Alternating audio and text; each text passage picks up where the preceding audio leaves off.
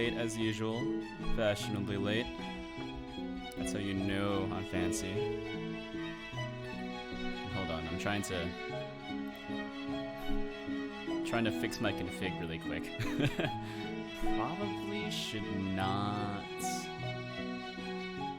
do this on stream. Maybe I should have waited to start my stream. Hold on.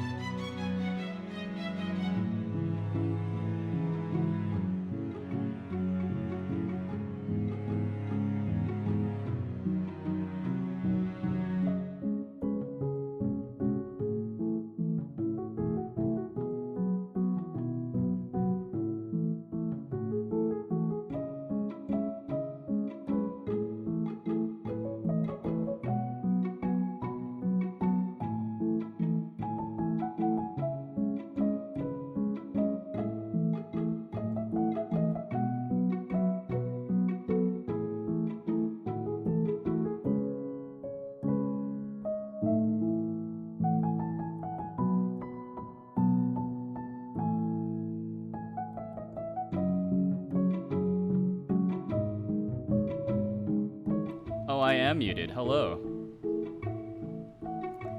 I forgot. I was handling some sensitive information. So my stream overlay is broken, by the way, that's pretty cool.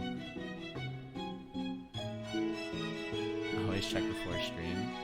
No, we must do everything live, as always, because we're professionals. But yeah, no, my stream overlay is broken. Pub sub connection did not close cleanly, so that's good. Hold on. But this is the song that's playing right now. Okay, listen to Legally Bound. You can find that song in my or on my SoundCloud. Hold on. One of my pub sub thingies is broken though. Close some tabs. Jeez. What do you mean? What tabs? You mean Windows? Let me see. I'm gonna close. Ooh, we're gonna drop some frames, by the way. Or at least it sounded to me like I just dropped some frames. Let's see. Yeah. I have a lot of windows open, but it's not actually that many windows. It's just all the random stream software. Or just all the tooling. Let me see. Let's start this again. Hold on. I think it's a little broken, so... Twitch chat loaded. Ah, bad off. Every time. Okay, hold on. Use the following password to log into chat. This is correct. Edit channel, read whispers. Channel editor, moderate. Hold on. This is no longer a VTuber stream. Oh, hello.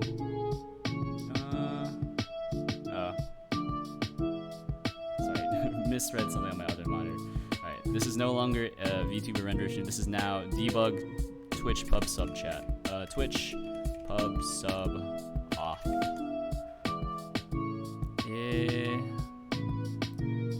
What kind of authentication do I need for the pub sub stuff? So this is authentication. Bum bum bum. Let me see. I don't like how everything is broken. That's mostly it. Because you can see here, error bad auth, which, let me see. Unfortunately, documentation is kind of garbage. And also, I don't know where my work notes are for this. I have them somewhere. I had them at some point. I just don't know where they are anymore. token. Request from client to server. Did I? Auth token. So this one, this is bits. So this is our auth token. Authentication. What do I need for pub sub? No. Twitch chat off. Okay. Luckily this is on my this is my other monitor, so I can just Google this. Twitch apps. Chat password. Twitch apps.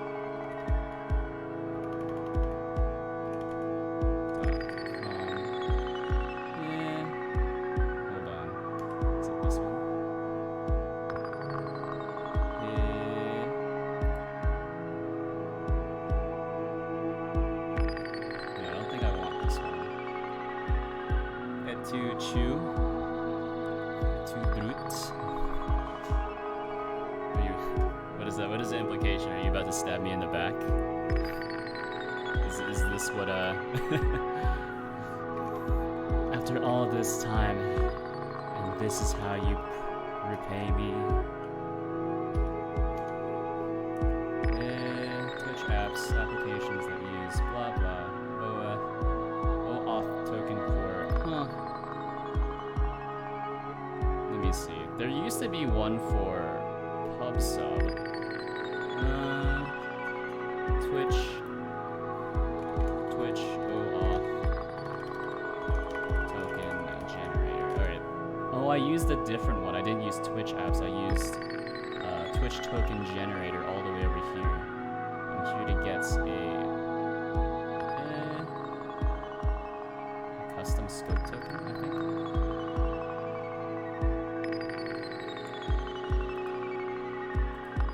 Let me see.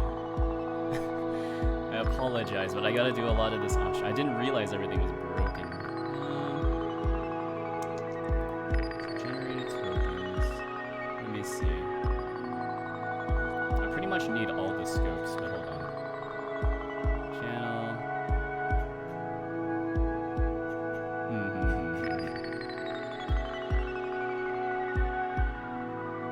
Refresh. I don't have a refresh token, unfortunately.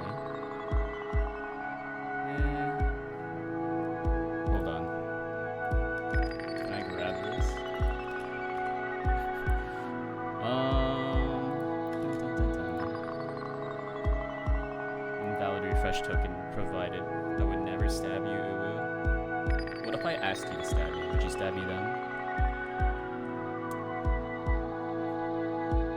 What if I ask pretty please? But yeah, we're gonna ask for pretty much all scopes. And then I need to... Okay. Hold on.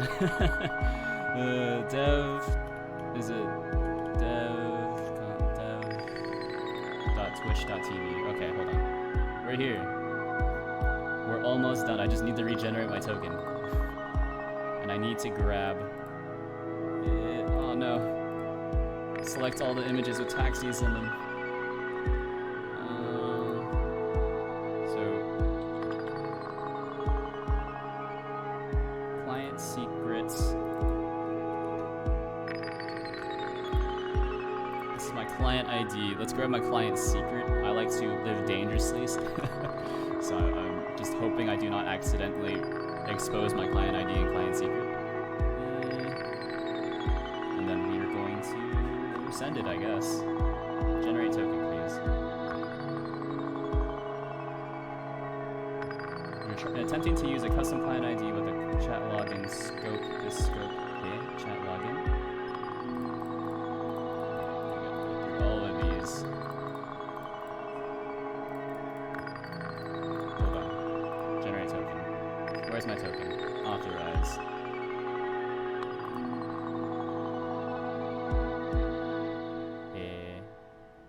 Oh no. He's made a huge mistake.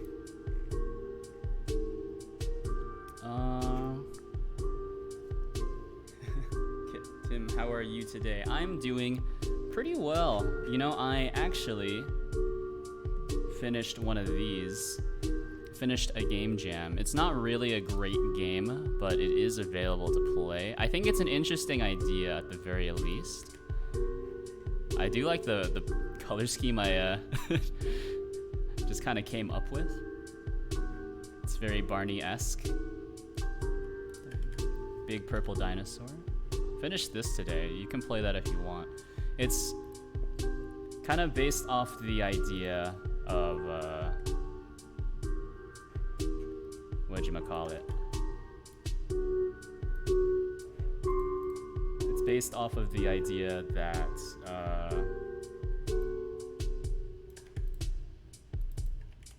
you know, in like League of Legends, you do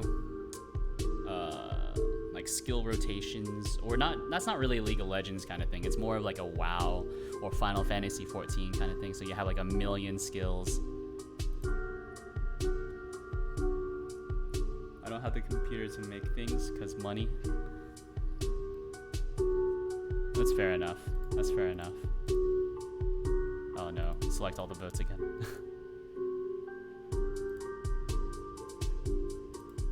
Okay, generate, oh no. Generate token, that's fine, send me. Oh no, oh no. Select all.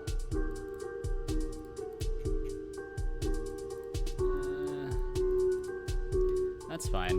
Well, you know, you can make games almost completely online nowadays, right? So if you go to something like replit.com, so it's spelled, yeah, just Replit right here. Oh no, Replit. We're gonna continue with GitHub, 'cause it's just easier on me. And this is the site. Oh, that's cool. Replit.com, and then you can create games or whatever you want there. That's what I used to do with some pub sub stuff. Oh no.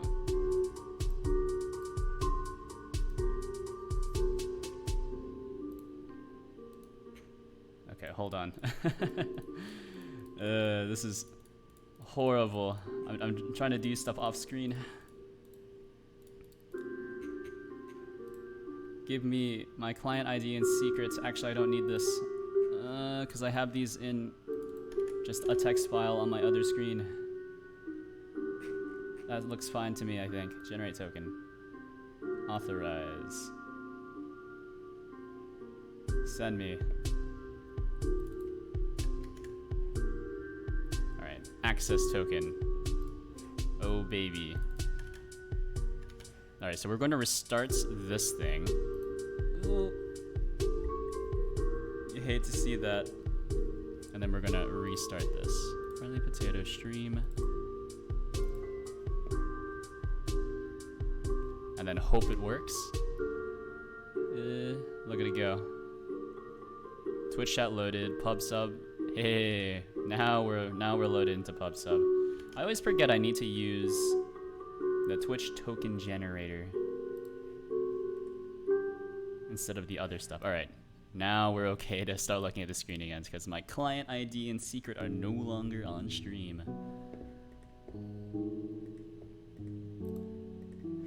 But yeah. Let's see, what we're going to be working on today is a really quick fix because I did work like 14 hours total on the game jam stuff. Of course, we can play the game that I made really quick, right? So this is what I made. Oh, hello, Moku, VTuber. I'll just call you Moku. I got to catch up to your stream. Hello. Yeah, I think if you're interested in the VTuber stuff, you'll be interested to know that I am almost done, more or less, with a new version that's should be more stable, I think, hopefully. But just kind of showing off something that I made really quickly over the weekend, which is something like this. It's the Kenny Jam. But the entire idea was that you, where the theme was rotations, right? And so I was more thinking like, what if you just did something like MMO style rotations instead of like actual rotation? Right, so you know in MMOs you try to like manage your skills so you have the maximum uptime. So what if you had a party of, 4 and you gotta manage all their skills to maintain maximum uptime? Something like that. Anyways, that's enough of that. Nice idea. Yeah, it's less geometric and probably not what they they had in mind, but so it goes. Anyways, I didn't realize the jam was only 48 hours, aka 2 days. I thought it was gonna be a 3-day jam. So my idea was a bit too big for a solo developer to do. Yeah, what we're doing today is there's a bug that's currently open for Godot VRM, which is a thing that handles. Let me see if I can find it. Is it you? It is you. Hello. What do you assume I'm watching? Make a game in 10 minutes. I can probably make a game in 10 minutes if you consider guess the number to be a game. I can probably do that. Yeah, but this is the bug I'm currently trying to fix. Hopefully this doesn't crash. Yeah, we're fine.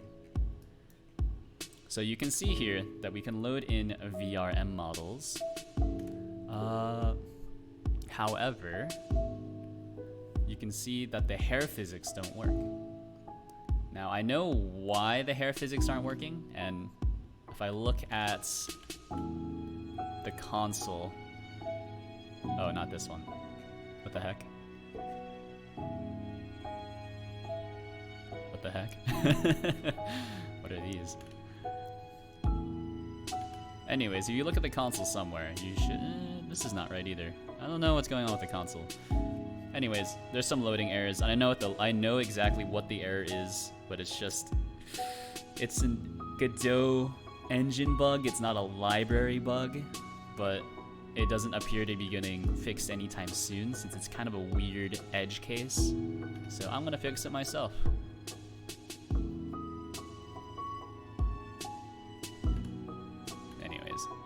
Let's start that. Should probably go back to the duck. Or, no, we're gonna... I can just keep it with the anime girl. That's fun. So let's get started. Boom, boom, boom.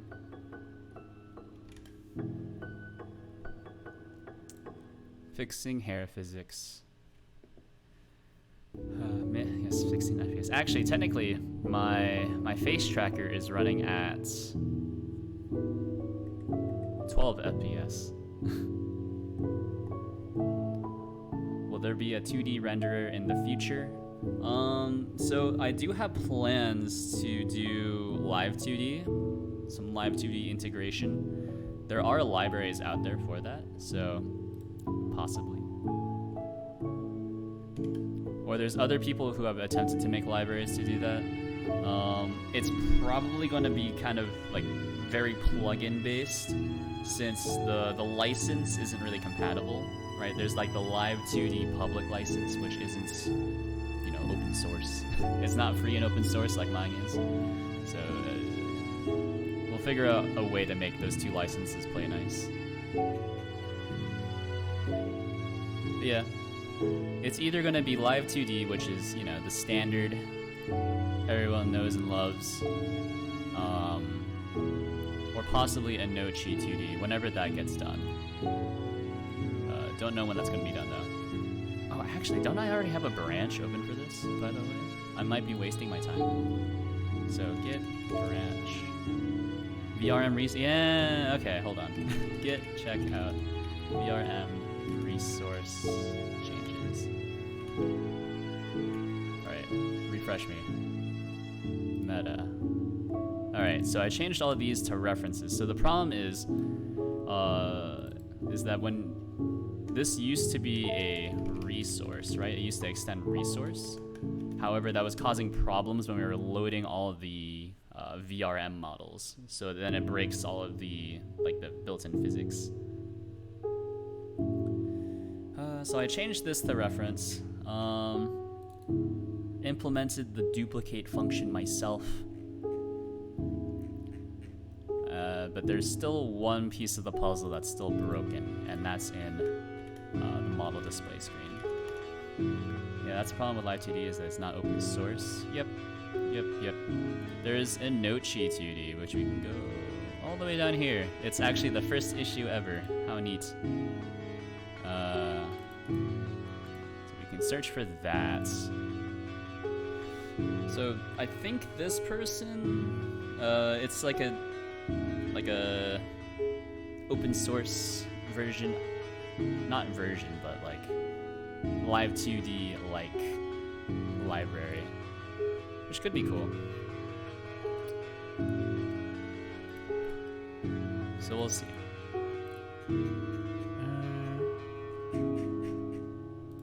So VR Unloader. Oh, this is the first time I heard of this. Yeah, it's kind of a big project, I think. It has more stars than mine does, even though it's I mean, not dissing them or anything, right? But not sure how functional their project is, although they are very active on Twitter, whereas I pretty much never tweet at all. Not a big social media kind of guy.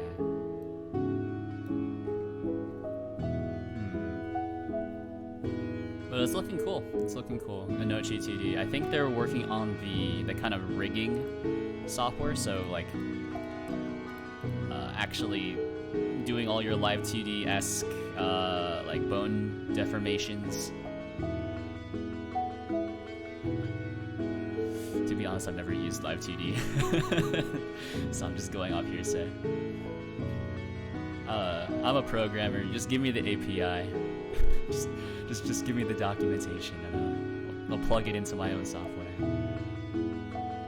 How exactly it works, not super interested in knowing. So VRM Meta. So it's one of these things here, right? So whenever we load in a new model, this thing actually gets set to null, and I'm not sure why. So root node is our loaded model. Those two are functionally equivalent. Now this feels wrong. VRM meta, create meta. You know what? We can hit it with a cheeky print VRM meta here, just to see what happens to it. So the hope is that this kind of persists, but I'm not sure if it does. Me too. I use effect distortions to have a live 2D effect. Ooh. So I'm assuming that means that you don't use like standard Live 2D software, where you're not even using Live 2D. Is that it? So if you're not using Live 2D, if you're not using the Live 2D format, do you have an image? So like, have you written your own software that does something Live 2D-esque? No, I made my own model move. Ooh. Okay. Cool. How'd you do that? Did you, I'm interested. Tell me more. Did you also write your own format? Is this something I can integrate into my own thing? Is this why you popped into the stream? You know, not especially attached to any one format. As long as it works, it works. That's kind of my philosophy. For pretty much anything, actually. Let's see. So this is our duck. Bum, bum, bum. We want to load a model. Users. Actually, let's grab this really quick. So we can apply properties. Load model. Well, I made it in a daily game engine called Construct 2. Ooh. So you did write your own. That's cool. Yeah. I thought Construct 2 still works though, doesn't it? Or no, Construct 2 is more or less still supported? Or is it on Construct 3 now? Yeah, I know what Construct is. The Construct is like a low programming, or yeah, a low code kind of thing, right? Okay, so that just gave me a reference. So that's kind of garbage. Yeah, it was. Yeah, it's low code. Is Construct 3 out then? I don't know. I'm not super familiar with it. I try to stay away from low code. So I think low code is kind of a trap, in my opinion. But it's good for prototyping, and you can do some magical stuff in it. You know, the biggest low code tool currently used is actually like Salesforce. You know, like Salesforce is low code technically, even though Salesforce is like for like salespeople to do sales stuff, but then they also had like a low code system that they just kind of shoehorned into being like a regular code system, except it's 10 times more complicated since everything is done with mouse clicks as opposed to typing. Huh. So we were able to print out the meta. Huh. So I'm assuming that since you did it in Construct 2, and I'm assuming that you're also doing it with just an image. You were just using image transforms to make your model move. And then, did you have a face tracker? Or did you just have it controlled via, like, some hotkeys? I know that some programs allow you to do that. I don't currently have that ability, although it's not too hard to. I just, there's not too much, what do we call it? Not too much demand for it.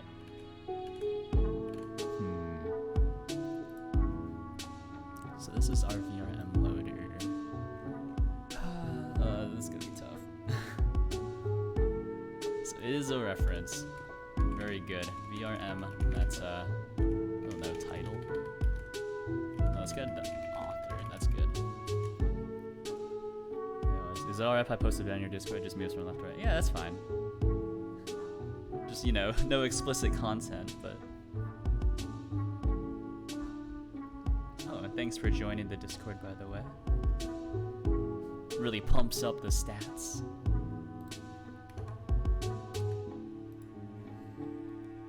Let's see. We can take a look at it. Oh no, it's about that model I have. Oh.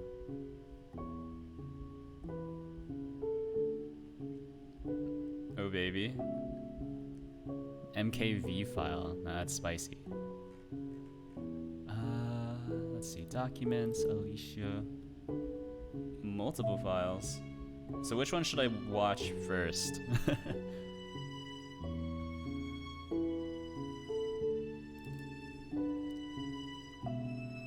No. Okay. Invalid get index. That's fine. So right now we're just trying to debug this right now. So it works. Everything is still there. It's okay to in any order. Alright. So I'm gonna actually look at the stuff on my other PC. Oh no. Oh no, Max can't can't view MKV files.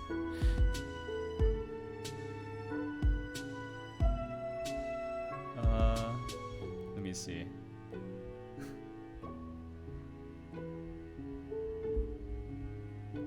It's just a simple animation. Okay, hold on. We can do this. I'm trying to avoid doing this on my stream PC just in case. Just in case. You can never be too safe. MKV or what? KV to MP4. Cloud convert. Select file. Downloads. It has given me everything in alphabetical order. I don't know what it's called. This one. Alright. Converts. And we'll watch it here. Somewhat live.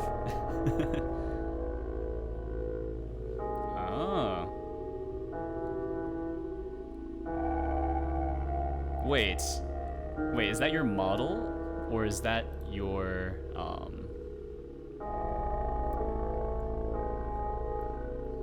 So that's like your VRM model, is that what you're saying? think I looked at the first one you posted, and now I can look at the second one you posted. Let's see, add more files. So this one is... I'm not sure which one I'm looking at here. 19. Or the one ending in 19. So we'll let you convert. It's probably going to show it to me. Okay, so that's like a pixel art kind of thing. And it kind of... Oh. Yeah. And that looks like a VRM kind of model. A little bit of encoding errors, I think. Or maybe that's intentional. Oh, a mimicking can change my forms at will. Oh, baby. Can you become a chest? Not like a booba kind of chest, but like a treasure chest. That's cool. I have like 6 different forms. Nice.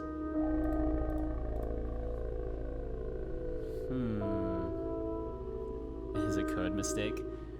Okay, but so to reiterate, the videos that you sent on the Discord, those are running in your software? That's cool. That's cool. I like it.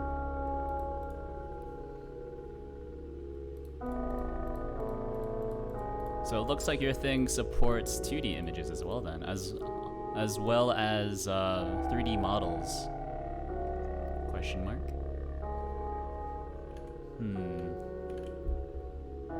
And here, how is root node set?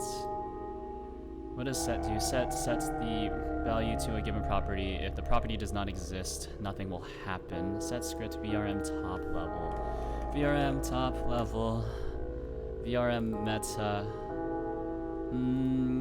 This feels wrong. Yeah, thanks. I'm sure yours is better. Well, it's hard to say, right? I mean, your thing supports 2D models. I suppose mine does support quick switching, so like, or not this part just yet. Maybe this part. Did I re-implement this yet? I think I did. So I think I also have quick switching, but that's not important.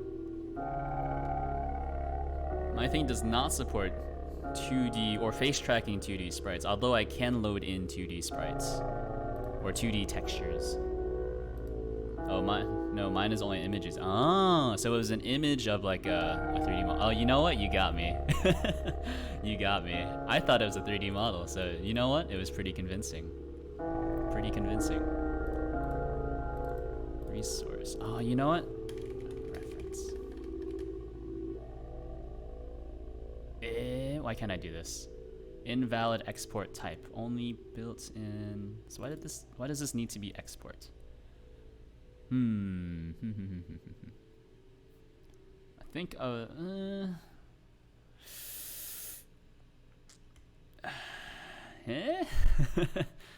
only built-in and native resource types can be exported.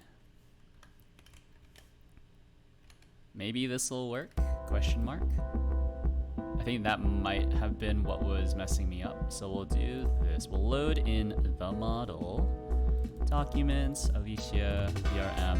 Hopefully I'll be able to get some. Trying to assign value of type reference to a variable of type resource. That's not entirely true. Trying to VRM meta. Where is it? Oh, it's because here I also called it a resource for whatever reason. So let's call this a reference. If I just take off the type, it'll just figure itself out. Sometimes it does that. Sometimes it doesn't. Invalid get index. Humanoid bone mapping on base nil. So VRM meta still does not exist. Why? Pourquoi? I don't speak any French. So I apologize. VRM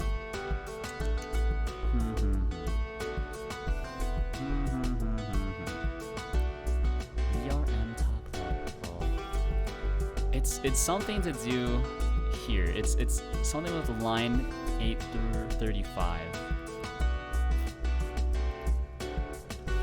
What exactly it is, I'm not sure though. Because everything else works, right? We have all the data inside of VRM meta. And I'm printing out the correct data, so I know that this is correct. VRM top level, this could be something with this. What if I just do export var and then no, oh wait, no, you can't do it with no type. Yeah, forgot. VRM meta, VRM skeleton, these are no node paths, but we don't need any of that. I wonder, is VRM meta used anywhere else? So it's used yeah, it's used up here for create meta, and then it just returns it. Oh, you know what? What if we do this? So we make VRM meta just a dictionary. Yeah. And then we can do VRM meta. Create a new function, get as dictionary, return dictionary, you guessed it.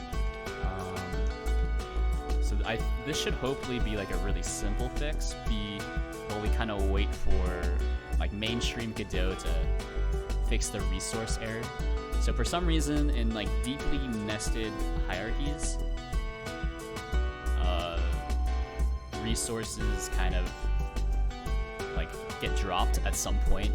Like the data is lost, I'm not really sure why. At least in the current version. It wasn't present in Godot 3.3, but now I'm using the Godot 3.4 beta. It's a problem. I should probably file a bug report. So I'll do that at some point, but not now. So results, title equals title. This is gonna be like painful. This is gonna be painful. So instead of doing this, let's just. So I don't want to confuse myself by calling it VM, although I could. I probably should actually, because this is going to be extraordinarily tedious. Alright, this is now called VM. Right, so get as dictionary, VRM loader, set VRM loader, VRM meta, get as dictionary.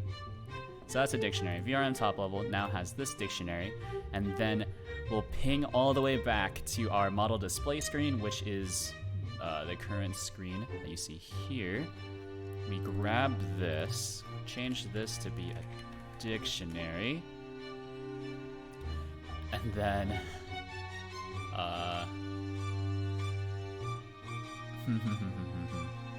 if VRM meta, then loaded model of VRM meta.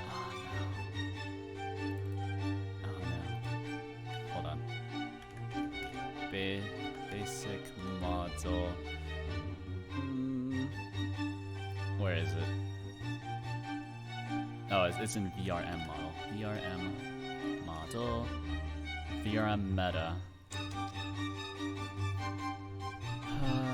So there's a few things.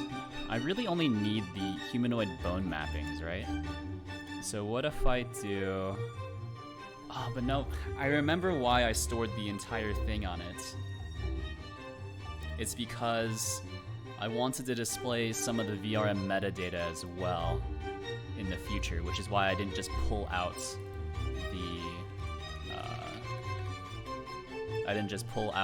just the humanoid bones. Yeah, this should work though. Maybe. I'd give this like 60%. 60% chance. Which is better than a coin flip, for sure. We wait for it. Oh, he's done it. Oh, look, I fixed it, probably. I think. It's probably fixed, I don't know. Let's set as default. Congratulations, welcome to the squad. Apply properties, and now what we're going to do is export general, boom, boom, boom, export, probably should not export over this. Let's call this, I don't know, something different. ASDF. Always a good one. Save. Just to see if it actually works, right? And then we'll go into here. ASDF. We can open up this one again. Hopefully no crashes. Please don't crash. Alright, so it didn't set as default, so that is concerning. I wonder how it saved it. Documents, Alicia. Now we gotta load in VRM, no crashes. Please no crashes. It works, he's done it. I fixed it. I fixed it. Aha. He's done it. Okay, so let's go. Let's turn off the face tracker. I'm probably gonna drop some frames. So let's. Ooh. Oh no. Okay. I think we're fine.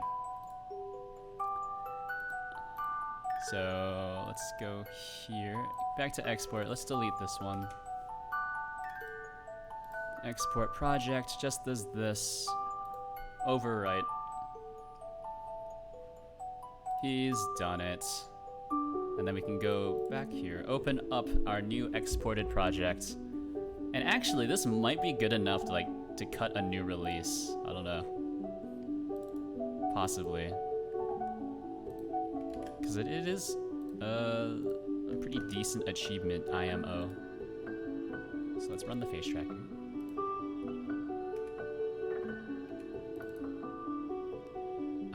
Model, let's load in. Bum bum bum. Our documents, Alicia, VRM. Head is broken, but that's good. And look at that, face tracking. And we have physics, the best part. So you know what? Let's actually, yeah, let's go ahead and cut a new thing. Gonna leave for now. Have edit a video. Okay, I got you. Good luck with the video editing. I know how strenuous that can be. I don't have enough patience to do video editing, so I respect that. See you next time. Good luck with your work. Thank you. Same to you, Moku Moku. Have a good one, and thanks for tuning into the stream. Alright, so you know what? I'm gonna cut a new release off of this. Because I pretty much have fixed what I set out to fix. It's kind of a hack, but you know how it goes. Get diff. Let's see. What is the diff? So instead of doing duplicates, we just do get as dictionary, and then pretty much everywhere we just use dictionaries. Oh baby. And then what is the log? Did I make? Convert resources to references for export purposes. Ah, jeez. Git log p will give me whatever I changed before. I think some of these are fine, question mark, maybe? I think they are, I don't know. Let's send it. Git add all. And then let's commit these. Fix loading errors. And you know what? Let's just push this. Let's push this to master. Oh no, let's not push this to master. Are you crazy? Let's not do that. Push origin VRM resource changes. I think I know someone who will be fairly happy to hear that this has been fixed.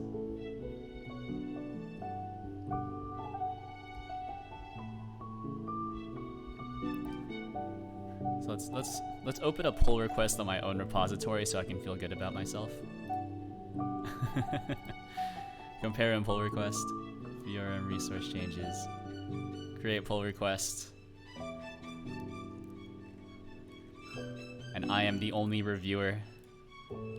Oh baby. Road to 1.0. Awaiting triage. Labels. This is a bug fix. Let's send it to. It's pretty much done. Let's merge it. Confirm merge. Ooh, that feels good. Ooh, I like it. I love it. So now we can actually, let's cut a new release as well. This is a big bug fix release. Let's draft a new release. So we're going to call this OpenCFace 6.0. Tag version 06. So let's see, what are we going to call it? Let's call it, well, first I need to actually bundle everything. So let's do, boom. Don't know why I have these mono ones here, but let's ignore those for now. And let's grab all of these. Zip these all into an archive. We'll call it, let's call it export.zip for now. Although the biggest part of this binary is definitely the face tracker. Yeah. Look at that, total size. Oh geez. So let's see. OpenCFace GD. And then let's just bundle these. I don't think I need to bundle the translations anymore, but I'm not gonna risk it because I don't really want to test it again. Who needs testing? Who needs to do QA themselves when you have users to do your testing for you? I say that sarcastically, but that is pretty much how it goes. No bundled face tracker. Of course, I don't have any Linux builds, unfortunately. So let's see, config refactor.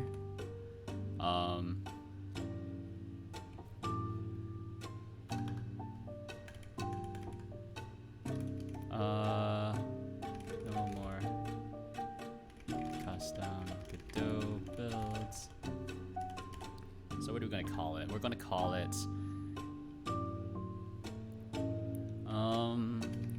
config.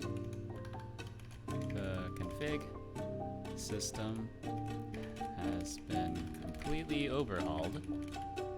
So hopefully all errors regarding configuration are solved. Where am I gonna get? Alright, what's the trademark symbol? Trademark symbol. Yes. Give me this. Give me this. Solved. TM.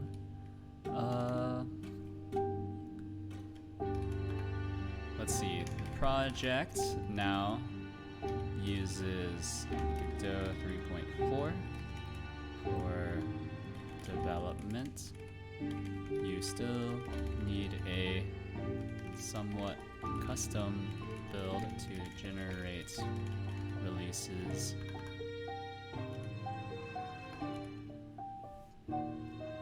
Let's see, and let's attach some binaries. I'll generate the Linux builds later, but let's see. Export. Grab both of these. Open. And there we go. We're going to send it. This. All right. Let's add another sentence. This also means that you will need to wait. I actually don't think you need to delete your config files, but maybe you do. Need to delete your config files if you run into problems.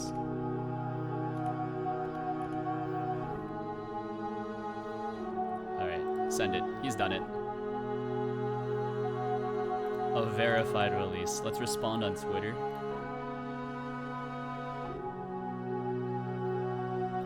So notifications. Let's see. This one, where I responded. There's me as a very small lad. Or you know what?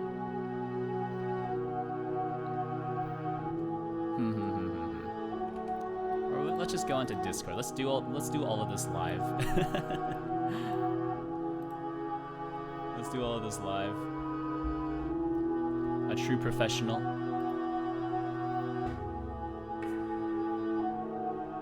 John the Arc.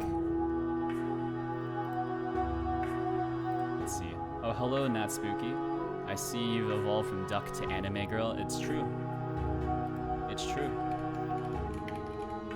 So,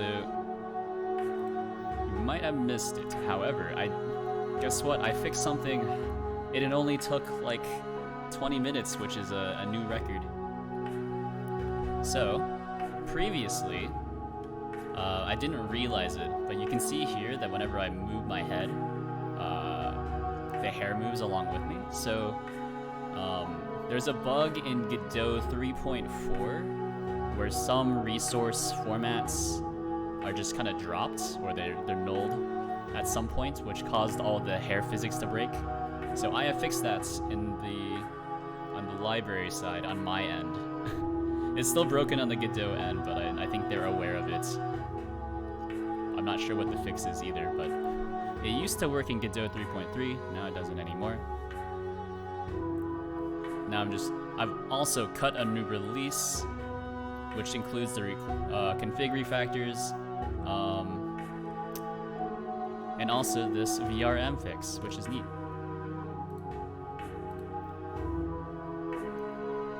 Let's see. News, restaurants. But how are you doing today, Nat Spooky?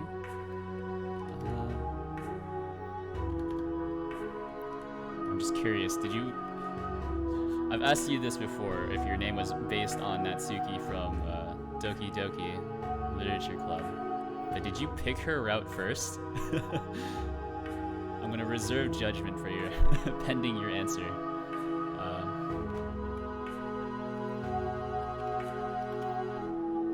Let's see. Fixes. A lot of config. Errors.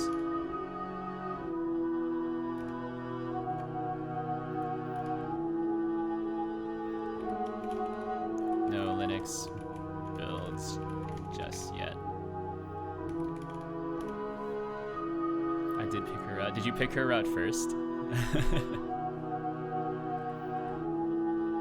I don't think I've actually gone through the Natsuki route, so I'm ashamed to say it.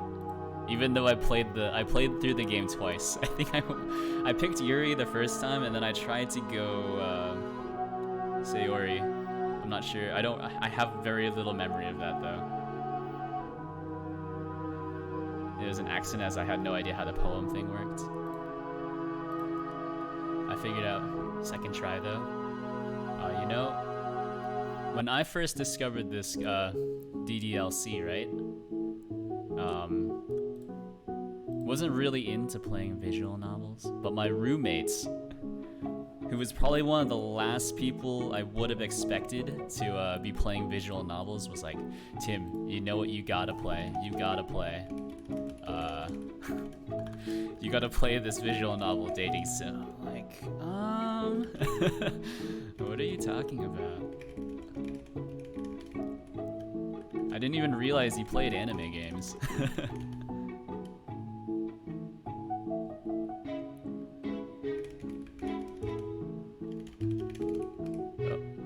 I've completely messed up my name, or my password. Oh no. He's done it. Alright, so git branch. If you save scum and get all the girl routes before Sayori dies, you get a special ending? Really? I don't know, I played the game like when it first released. It's like the same kind of story as with Hollow Knight, right? Like I played Hollow Knight when it first, like the 1.0 patch or whatever, like the day after it released. And then I'm reading afterwards that like, oh, they added like a teleport stone. Like, did they add that later? I don't remember that being in my playthrough.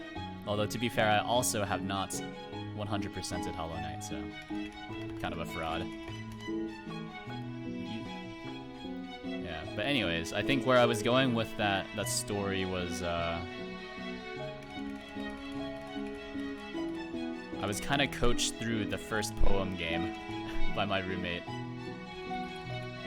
Like I kind of figured that like when you clicked on words that kind of like seemed like that girl's personality had something to do with it, but he was just like, yeah. Depending on which words you pick, it puts you on that route. I was like, oh, okay. Slight spoiler, but I'd already like had an inkling that that was how it worked.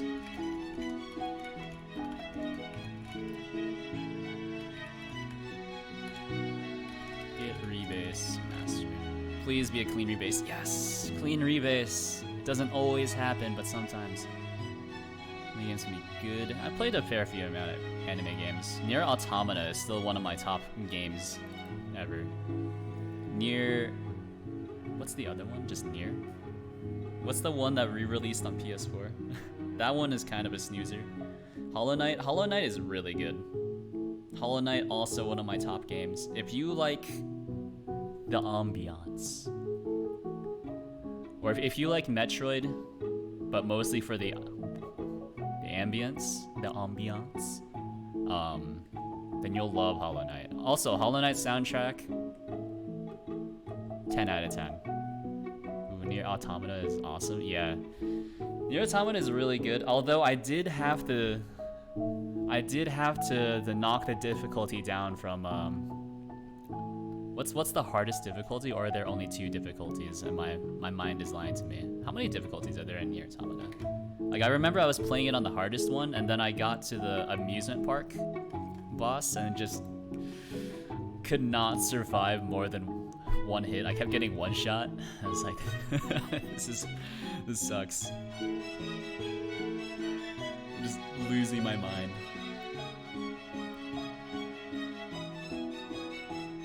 But I think there's 3. Yeah. I don't know. 3 difficulties. Yeah, there's like easy, normal, and hard, right? So I think I was playing on a hard to begin with, and I had to drop it down to normal just for the amusement park boss. Ugh. It's a good boss on normal, but it's such a bullet sponge. Or maybe I was just too underleveled, I don't know. Anyways, this is what we're working on today. Now that I have got all the VRM fixes, this is what we're trying to do.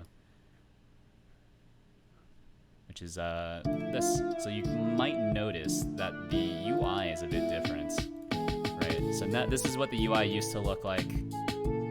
Everything was hard-coded, which, as it should be for a UI. Except now, for this UI, a lot of things are actually dynamically generated.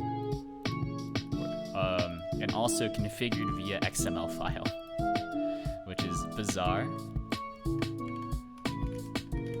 But also hilarious, in my opinion. Yo, the duck is back. Have you heard of Celeste? I have not played through Celeste. I have played very, very little of it. I'm not really into like super hard platformer games. That's because I don't really have that kind of patience anymore, unfortunately. Like I'm more of a, if there's a pattern and if there's something I can fight, then I'm into it. Which is why Nier Automata was fun. Like actually, I was exploring that idea over the weekend. I was actually considering canceling the stream because I did spend 14 hours working on this Game Jam game. I'm gonna drop it in the chat. So this is kind of what I like about my fighting games, is like the skill rotations, and that's kind of what this Game Jam game was all about. It's called Party Rotations. It was a submission to the Kenny Jam 2021, where Kenny is a big, just like free asset kind of guy. Very big in the game dev community. I'm gonna save this link. You don't have to save it, right? I mean, as long as you have my Twitch profile. I have my itch.io linked in my description. I'm on mobile, so I can't play. No worries. No worries. It's not very good anyways, but it's a cool idea that I would like to expand off of, right? So, guess since you can't play it for yourself. So here's the idea. You probably don't want to play it since it's not very good. Because I started the project and I thought I had 3 days, but as it turns out I only had 2 days. So creating 16 unique skills along with boss skills turns out very difficult to do for a solo developer. But the idea here is like very MMO-esque. So you're trying to find the optimal skill rotation so you have multiple, or the optimum DPS uptime, or maximum uptime on all your DPS units. Something like that. And so you'll switch them using 1, 2, 3, 4, and then you just press Q, W, E, R, so very League of Legends like. But the game itself is kind of lame. Yeah, you have a few boss patterns, which is basically just, this one is just slash and then charge. And then we spawn you into the next one, which is an even bigger lad. I'm back on my PC, I'm downloading this. Oh, that's the thing, you don't need to download it. You can just play it online, and then it's pretty much the same experience. Yeah, but I think the fun part of a lot of MMOs for me is the idea of finding the optimal, what's it called? The optimal skill rotation. So you know. This doesn't look like a VTuber render. I'm sorry. I was showing off the Game Jam game I wrote. Look at this. So it's based off the idea of MMO skill rotation. So you're trying to keep maximum uptime so you can kill bosses faster. Something like that. And so you have several skills that, reduce cooldowns, so you want to cycle through those as fast as possible. For the Kenny Jam, yes. But did you know the Kenny Jam was only 2 days? I did not. I thought it was 3 because I cannot count. So designing 16 skills, and I kind of cheated at the very end. I just reused a lot of them. And then designing the bosses and whatever. Very difficult. I haven't looked at the Kenny Jam too much myself. Yeah, well, I submitted my stuff, and then I think it's a good placeholder, because that's what I like about MMOs is, like when I played a lot of Guild Wars 2, I liked my favorite part was one, the exploration, and 2 was just going through the skill rotation for maximum DPS. Mostly because I'm dumb and I only use my own assets. Thank you for redeeming a hydrate, not spooky. Let's drink some water, everyone. Let's drink 200 milliliters, 200 mil.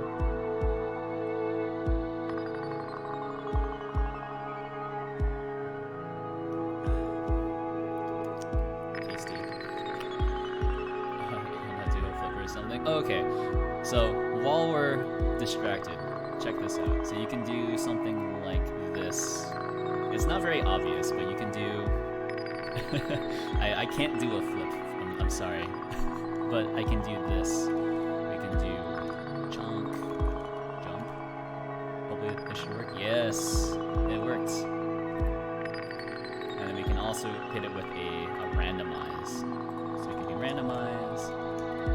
Or just called random, chomp, jump again, I don't know. Just any command that you want. Did I just randomize a purple lad?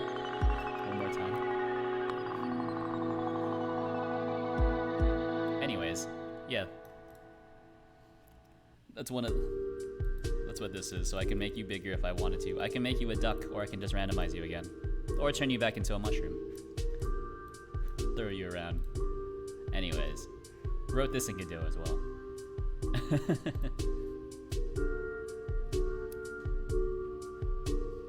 Yeah, burn those channel points.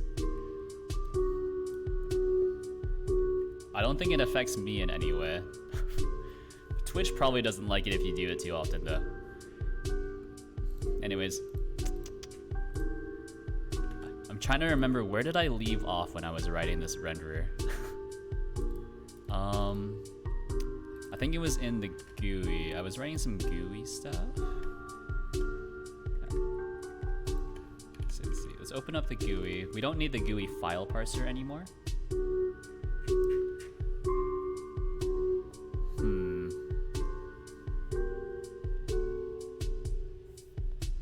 Or we do need it, but I don't need to, you know, do anything with it. I don't know. Where was I in terms of the log? Git log. Add more views, start implementing features view. That doesn't really help. What did I change? Oh no, I remember this. This is one of my mega updates. Oh no. Okay, well. Good job, me. I have left myself no notes as to know what I'm supposed to be doing. I think this. Do I have a stub for adding custom props? I might. And I might not. So let's see. If I do, this makes my life a lot easier.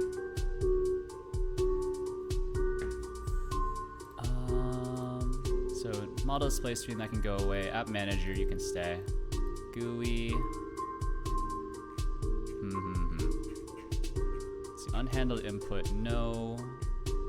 So we have just a lot of things that we need to work with. On bone toggled, on add custom prop. Okay. And then create prop. Okay, create prop is not implemented yet. Okay. Okay. So let's open up a new file. We're going to look at master. This master is still using the old UI system. So feature view, and we're gonna look at the code for this. I'm gonna copy my own code and also just burn out my retinas. Who needed those anyways? So this is now a GD script file. It's fine. Let's see.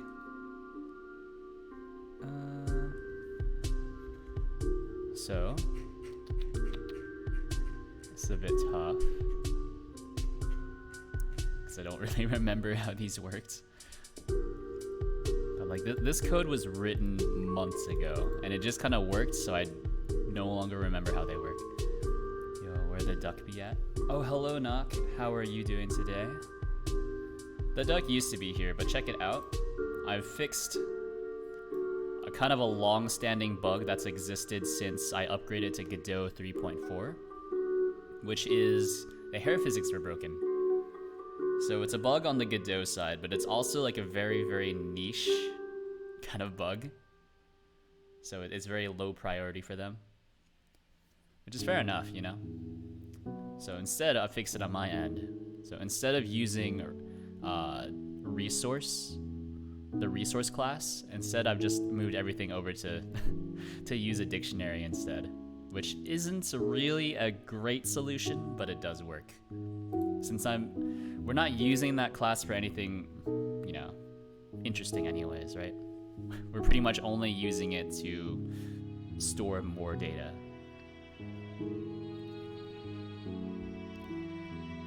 Yeah. So once again, we're just using dictionaries for everything. So let's see, match, prop path, get extension to lower. All right, so we're just copying all my code at this point. Text scene. Oh, and you know, I actually learned this somewhat recently. So you can load in external text scene files. As long as those text scene files are a single node, you can load in, you know, text scene files at runtime that weren't exported with your application. So that's cool. Although you do need to use resource loader dot, where is it, load prop path. Yeah. Or I suppose on the flip side, did you know that you cannot load in text scene files at runtime if you if you don't export them with your game? What's that useful for? For OpenCFace GD, I mean. So the idea is that you could kind of programmatically build out, or you could just have an instance of the Godot editor, create a single node scene, hold on. Alright, I keep explaining this to everyone who pops in, but check this out. I made a game for the Kenny Jam 2021. I thought I had an extra day, but as it turns out, the jam is only 2 days. So it's a little... the scope was way too big for how much time I had. But the entire idea is based around MMO rotations. But back to this. So the idea is... current. So you could download just the Godot editor, create some sort of spatial, or not even a spatial, you could create your own prop, so it would be like a mesh instance, right? So you create like a mesh instance, or you would load in your own mesh, something like that. And you write a script, it would load in a mesh at runtime, and then you would do some code, and then you can just load it in. So what is that useful for? I'm not sure, but it, it sounds cool. I don't know if that was coherent at all, but hopefully you kind of got the vibe from how I was describing it.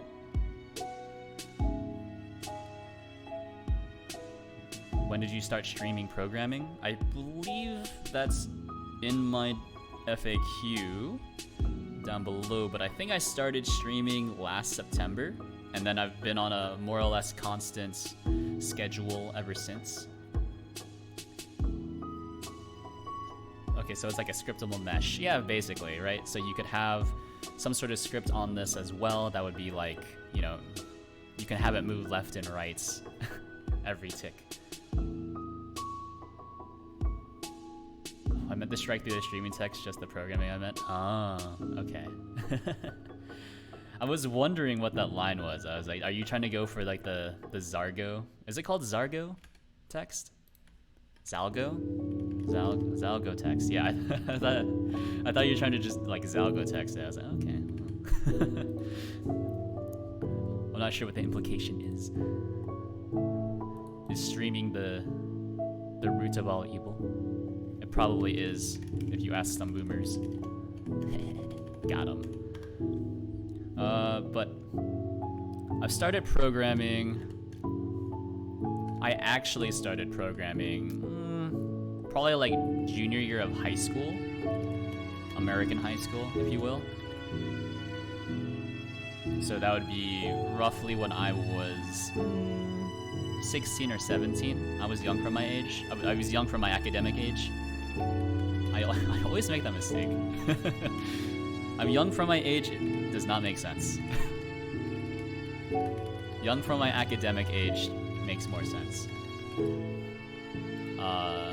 And so the first language I was more or less competent with was Python 2.7. I think it was actually Python 2.6 when I was on Code Academy. Then I went to school, tried to become an actuary. So actuaries kind of do all the adjustments for insurance companies. So you calculate probabilities of loss, and then you determine insurance premiums based off of those numbers. So very interesting stuff.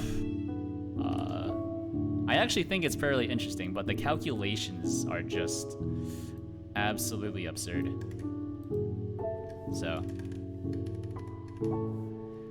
I got past, math stats, which is, your standard statistics class that everyone has to take, except you don't get the statistics calculator. You just get a 4-function calculator. Which is, that's cool. Then, realized I couldn't do that. Pivoted to just doing business computer science, did a lot of Java. Graduated with a degree in corporate insurance, and then also what do you call it?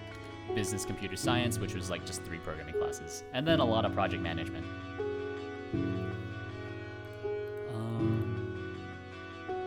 Then became a consultant, and now I'm just do programming as an actual career. Consulting, well, consulting, technical software consulting as an actual career. I've been programming since I was 11 or so, but I grew up with MS-DOS. Oh, you're a skeleton. You're ancient. I grew up with Windows 95. I don't remember any DOS. But also, I was like also just huge brainlet when I was a child, so probably not the most reliable source there. How are you liking GD scripts? I don't know, I like GD scripts for the most part. It's very Python-esque, where Python is my most comfortable language, at least in terms of like thinking about code. Python is my most comfortable language. I think in terms of writing code, I still prefer Java.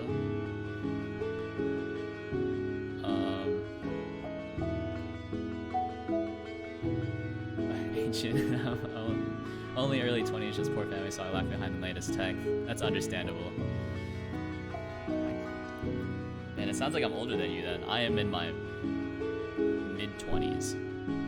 So we're all in our 20s. Hooray.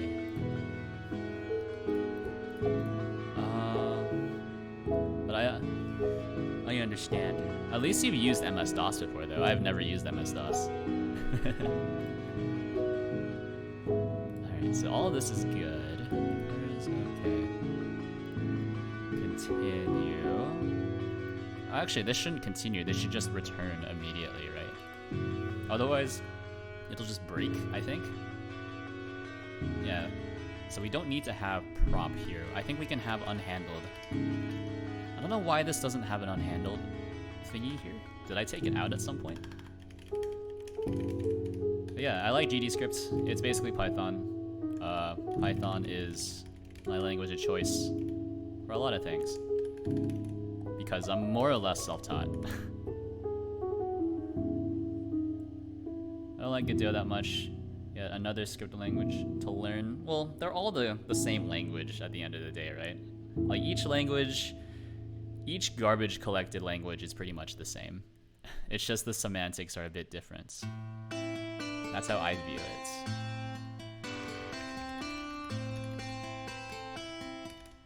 When we say that a variable is a space in memory which contains data interpretable in different ways, yes, possibly. Is that a question for me?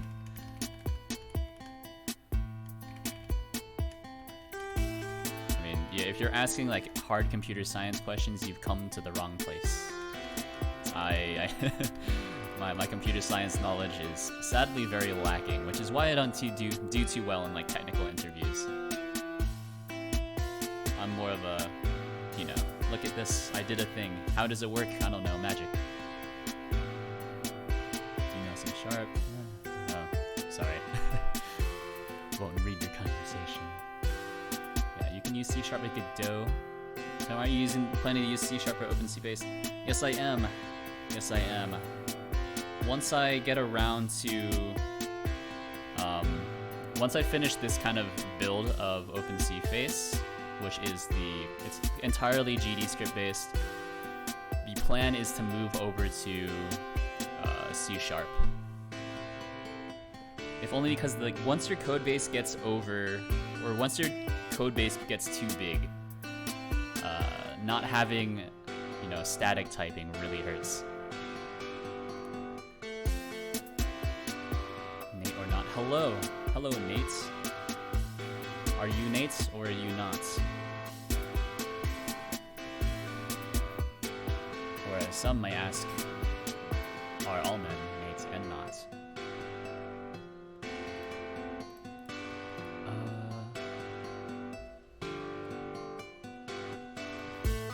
Not Nate. So is it like an exclusive or is it like an and or? inquiring minds want to know. So if prop, actually, what am I doing? I was going, yeah, this needs to,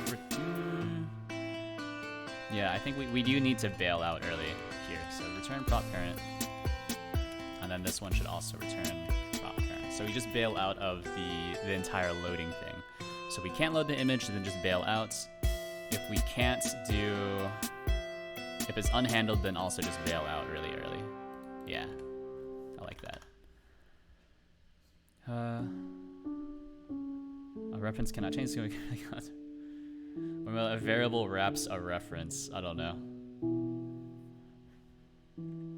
I like it. I think of it more like this. Code goes burr.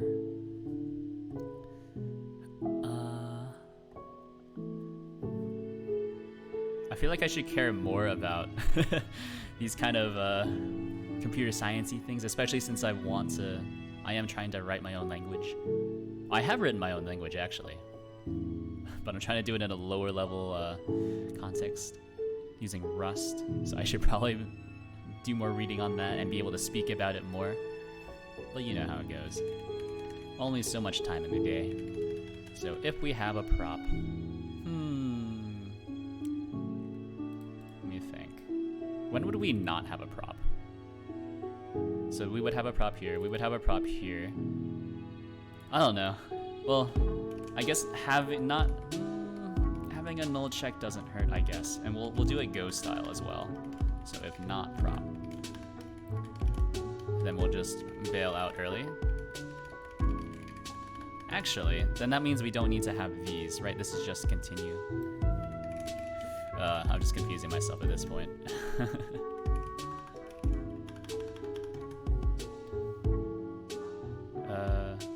Rust, read the book. Pivot, no.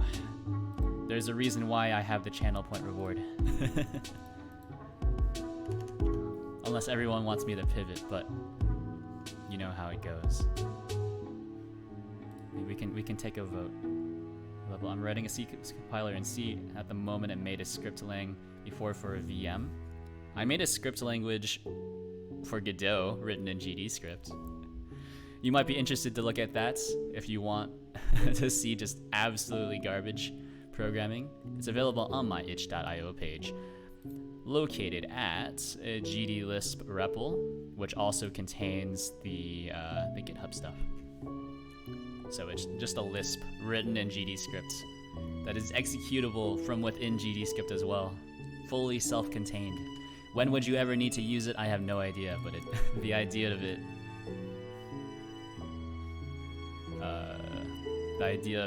was just interesting to me. Isn't it on your GitHub? It is on my GitHub, yes. GD Lisp, 1 star. Look at that, but it does have a lot of notes. And it has been ported to Godot 4. Parent name equals prop.name. I don't remember how I'm setting the prop name. But maybe I'll, oh, you know what? It does work. Yeah, prop name. So then we'll do prop parent. I'm just copying my code over, but I'm trying to cut out all the fat, because I know that there's a lot of garbage in here. Prop parent, stop prop path. Actually, this looks good. Let's just do this.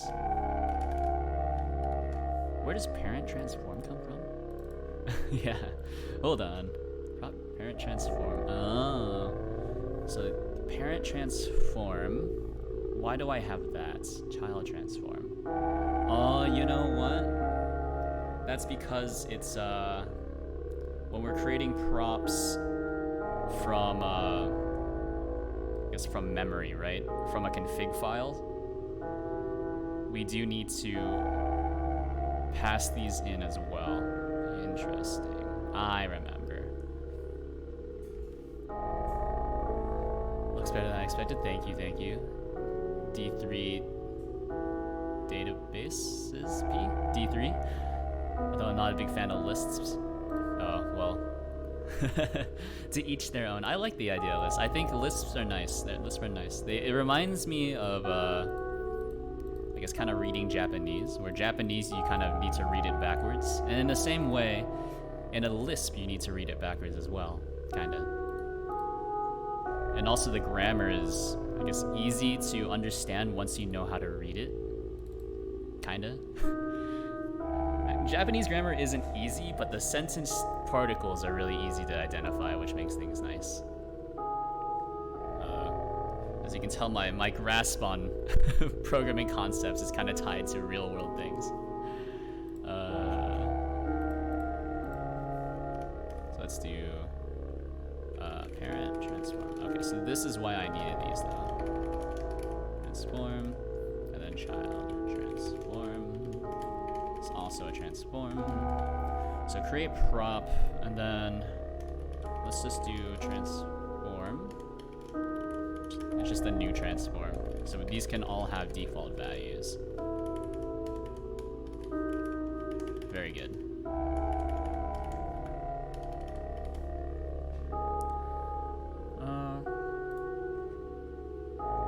Let me see. All of this looks good. Let's see. Do I have access to the main screen here? I don't remember. This is a mega file, so I'm losing track of everything. Although recently I've become more and more of a fan of mega files. I don't know if that's a good thing or not. So do I have? I thought I had access to the main screen, but maybe I don't. Mega files. Yeah. So it's similar to like in a lot of C style projects, you really only have. You have the one file that handles a lot of stuff. Whereas if you're writing Java, each class is pretty much its own file, pretty much. So, from my perspective, it's a mega file. If you are coming from, only a few files with a lot of code in it, then you would see my scripts as being like a lot of tiny mini scripts. It's just a matter of perspective. I see them as really big files because I like to split things up. But I'm coming around to the idea of just fewer files and just making them longer.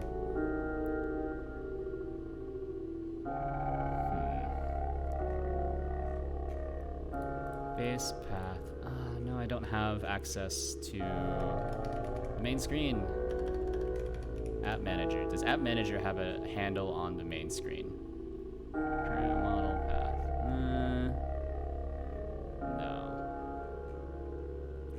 Alright, you know what? Main screen has access to... Not this. Main screen has access to... the model display screen. And that does need to be refactored at some point as well. But that'll probably have to wait until the C# refactor. It's a balance IMO. Yeah. Where exactly that balance is, I'm not sure. Not qualified to talk about it. Alright, so we have main screen, and we just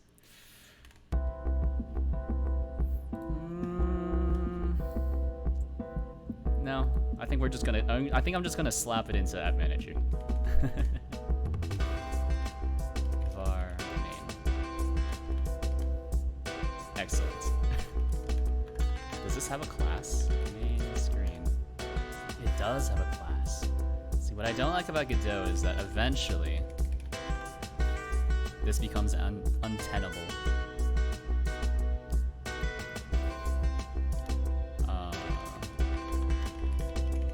Because Godot doesn't handle custom classes very well for whatever reason.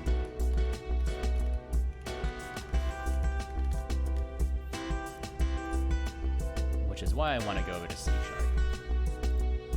Okay, so now we have the main screen, and then we can do something like this. So it's just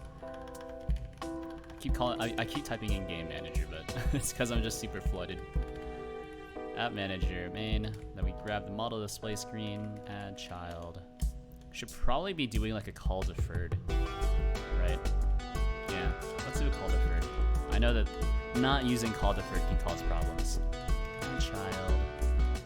Prop parents. We'll hit it with a yield. can't yield inside of it unless we then yield on the calling function as well. Alright, I'm gonna head off. See you later. Take it easy, Knock. Thanks for hanging around. Support is always appreciated.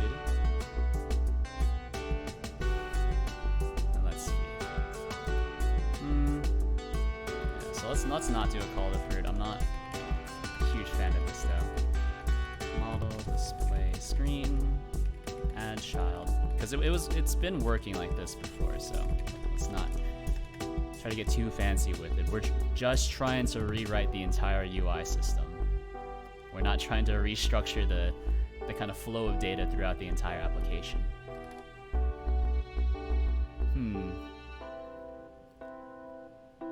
Let's see, prop toggle.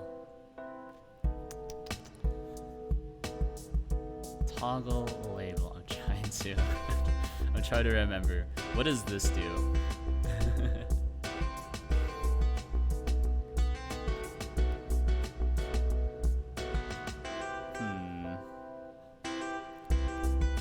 Let me see. Prop toggle. What did prop toggle do? So this is the application as it exists right now. Whenever I create a new prop, so let's load in a new prop. What do we want to load in? I have just random images I can load in, or I can load in the duck, but the duck is a little cursed. So let's not do that then. Let's load in this one. Look at that. Oh, this is the prop toggle. I remember now. Look at that. That's cool. From very good manga. Oh, this is broken, by the way. That's good.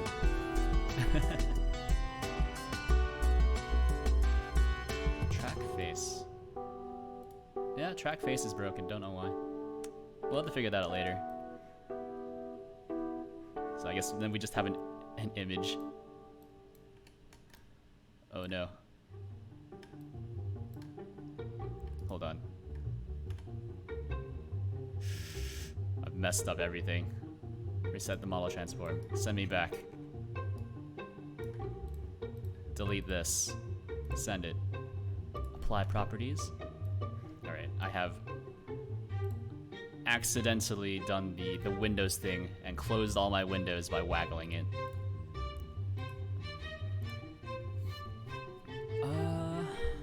Okay, but that's what the toggle does. We do need to have this. So I have a generate UI element thing here, so let's do that. So we need to generate a toggle so that we can click on it and then do more associated stuff. And that's why I'm trying to rewrite my entire UI to just be entirely dynamic. Because already, like, a lot of it's dynamic. You want to see a magic number? Does it have to do with any numbers between 5 and 10, perhaps? Or possibly a number between, in the range of 400 and 430?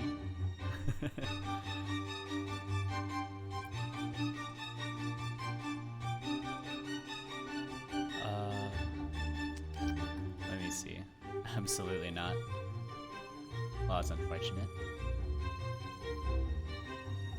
I wish it was. If only. Generate UI elements. So the tag. We're gonna pass in XML constant toggle. Yeah, I think just the toggle, and then we need to pass in generate UI element. What data do we have? It's just data. There's the name and then the events, right? And then then there's also data that we can pass in. Oh god. Okay. All right. So let's approach this very carefully. And by very carefully, I mean I'm just going to start typing and hopefully it all works out. So there is data that we need to pass in. I'm still eagerly awaiting the magic number, but hopefully someday I will know what true magic is. It's a rational number with funny cyclic decimal patterns. rational number with funny cyclic decimal patterns. Is this really not like a 69 joke? Is it not a 69 joke? Okay. Okay, let's just click on this and hopefully it's not bad. What is this? What the heck is this? What am I looking at? This is one of my greatest weaknesses, is trying to parse numbers.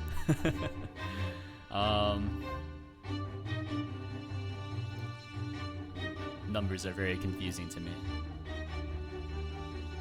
I think that's kind of cool, right? I think I see what you're doing, maybe. Looking at numbers confuses my brain. Is that why you went with Lisp?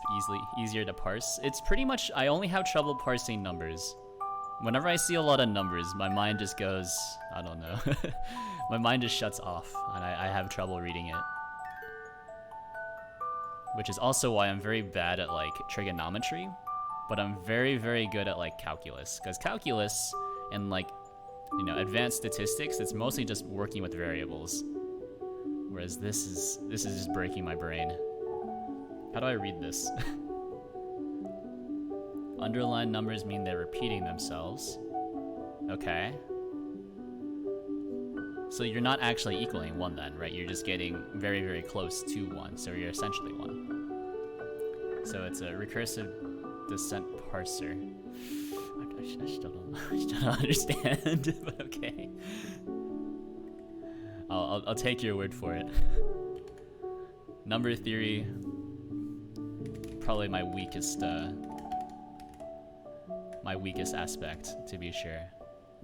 I've pretty much all but given up on it as well.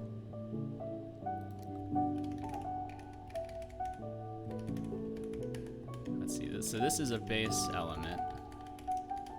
No, it's 1. Exactly 1. That's not really how adding numbers that go infinitely work, right? You get infinitely close to 1, but you're not actually 1. However, in pretty much every circumstance you can consider it to be 1, right? It is effectively 1, but in actuality it's not actually 1. You're just infinitely close to it, right? Because your number is also repeating infinitely, right? So because you get closer and closer, you can consider it to be 1. You are infinitely close to 1, but you are not 1. But I guess that's just being pedantic.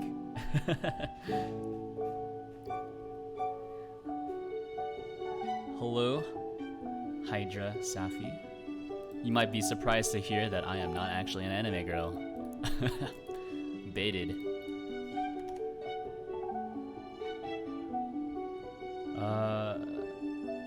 More numbers from Matyak. Number theory. Don't worry, I've gone through the classes. I'm just being pedantic about it. They're effectively 1, but if you want to be exact. You know what imperative and declarative is? If so, would writing methods in an object and calling it like a function be considered declarative? If so, why is it called imperative? I'm not, I can't really ask a question. Oh, okay. Also not very good at computer science, because I have no training in it. But I do know what imperative and declarative is. So imperative programming means that you change states, or your program can change states, more or less, right? That's what I understand it as. Now, declarative programming is closer to like a... I'm not sure what declarative programming is. Is declarative programming, that's like, you declare that this is a thing and then the computer makes it happen?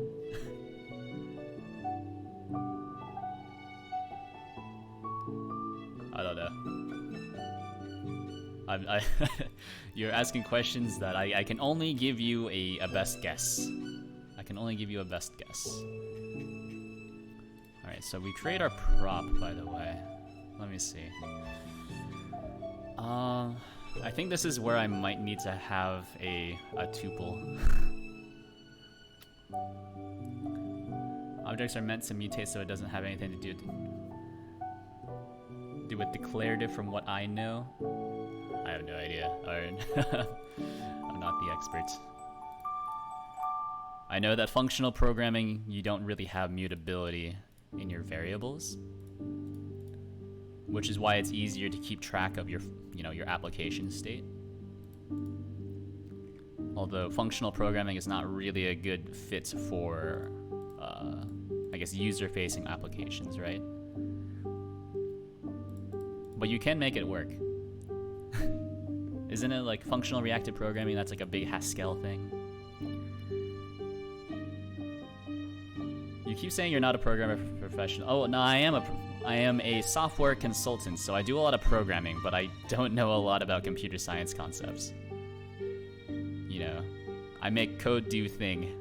I do a lot of infrastructure, a lot of code infrastructure, do a lot of DevOps. You still do a lot of enterprise integration work, and we did a lot of performance tuning and all that. Yeah, that's really just looking at metrics. How am I adding things to? Create prop. I think I do need to return a tuple here. I hate this. Alright, and we also have a bot. So everyone say hello to No Cool Dude, and now we're gonna ban No Cool Dude. Goodbye.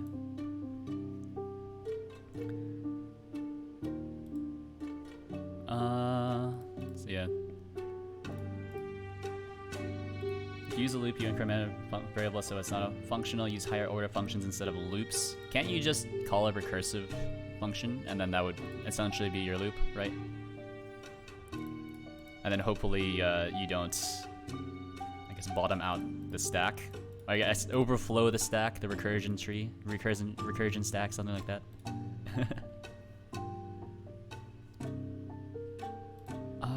I'm trying to find out where do I store all this stuff. So create prop is called by here on add custom prop, and this is called by this callback up here. So we're listening to this signal from our signal broadcaster, and this is why we're super spaghetti. So we jump up the chain, then back down. That's how we're doing things. Let me see. This is all tracking stuff. Model stuff. Add custom prop. That's what we're listening for. And that comes from our pop-up. Yep.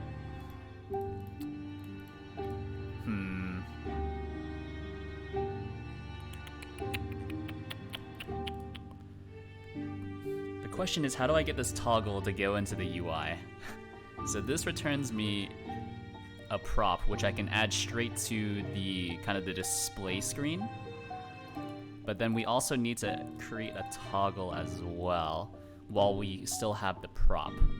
Or you know what? Maybe we don't even need to do the toggle stuff here. Maybe we can do it afterwards. So to do, maybe move this out. All right. So let's keep it like that for now. So we're just going to ignore this part really quickly. Instanced props, so this is how we're keeping track of all the props. I don't think we need to keep track of them here, do I? Oh, hello. Why do you have wrapper functions on those signals? Oh, so I have wrapper functions on these signals. So, but I don't have to do something like this, app manager. So I have a big singleton manager just called app manager. And then we have a signal broadcaster, so I don't have to do basically like a blind call, like to call whatever these signals are. So we would do something like move model, right? And then we just have to guess. Whereas if I have the wrapper function, I can more or less get code completion for whatever I need to do, right? So that's why I'm wrapping those, right? And then also some of these wrapper functions do other stuff. So like set file to load, sets some global configuration, and then also emits the signal. So it does a few things. It's not, I guess, the recommended way, but also like signals in Godot really only work well when you're kind of signaling up and down the same branch of the scene tree. If you need to go across scene tree branches, I think the signals kind of fall apart. So that's why I have this big singleton manager. Because we're trying to talk from the GUI all the way back to like this part. Oh geez. We're trying to talk from the GUI to this part, and these are two different kind of scene tree things that do need to interact. And so that's what makes it hard.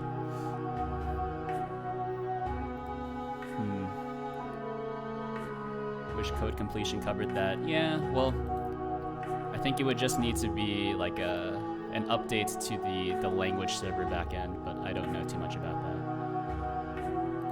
Anyways, the biggest thing for me is doing stuff like this, so we don't need to worry about emitting signals, we just need to call these, and then we just need to listen for signals, right? We only need to listen for this. So never worry about emitting signals from the signal broadcaster, only worry about listening for signals or calling functions. I don't know if that's the greatest solution, but I have not thought of a better one, so so it goes. Right. So this is our config manager, which handles all of our configuration. It used to be all in a just a big dictionary, but I've decided that's not a great idea. So mapped bones, feature, instanced props. So this needs to be... Oh, I don't know if this should be an array or not.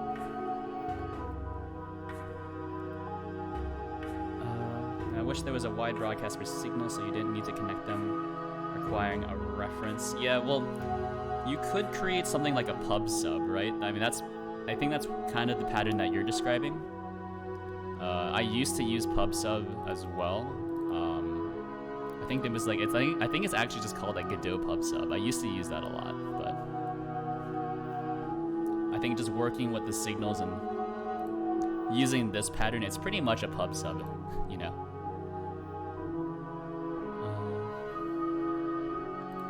Instance props. So this is how... Oh, actually, this should be a dictionary. I think this is going to crash, by the way, now that I'm changing this. Whenever I start the program up again, it's probably going to break. So instance props. Where else am I using this? Nowhere? Don't I use this when I do get as dictionary, or no? Maybe not. Alright, so that's one change. I think this needed to be in a dictionary from the start. I just, for whatever reason, made it an array. So that was a mistake. Although we weren't using it.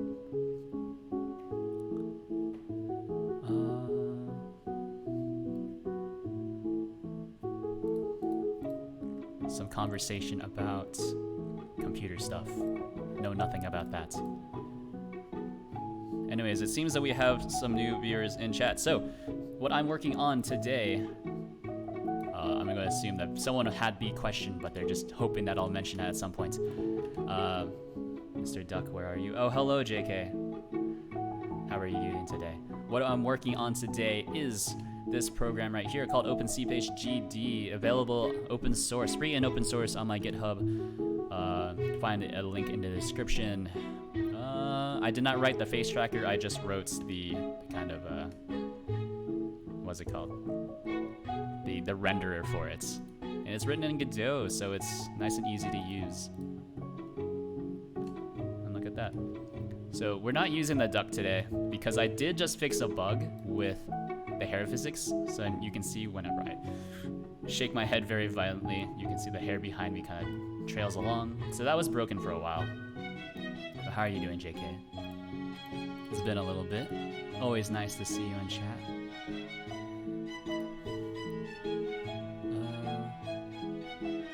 So we return the prop parents.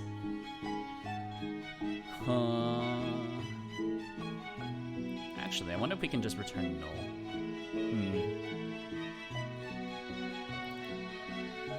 What if I do this? Is this gonna give me... Yeah. And then we'll just have to do a null check. I don't know, man. Good. got into manga. Another one has been lost to the void.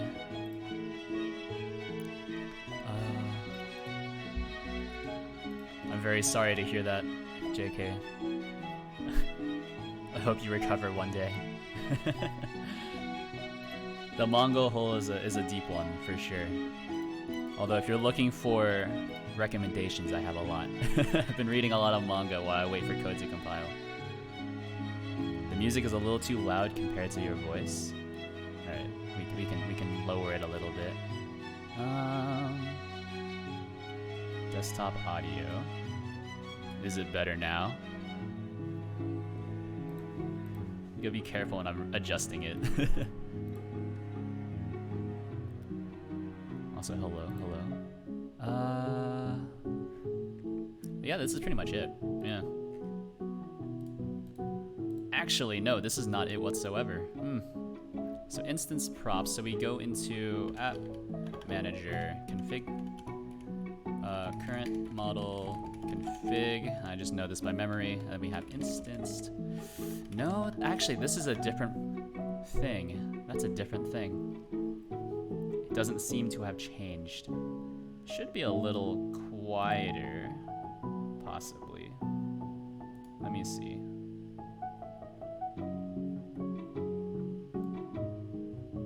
Is it this one?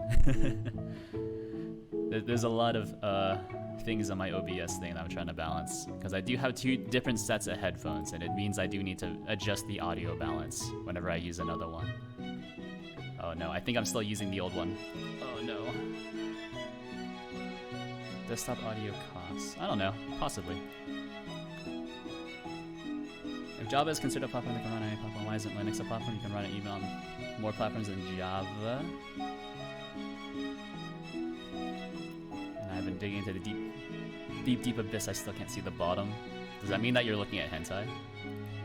If so, nice.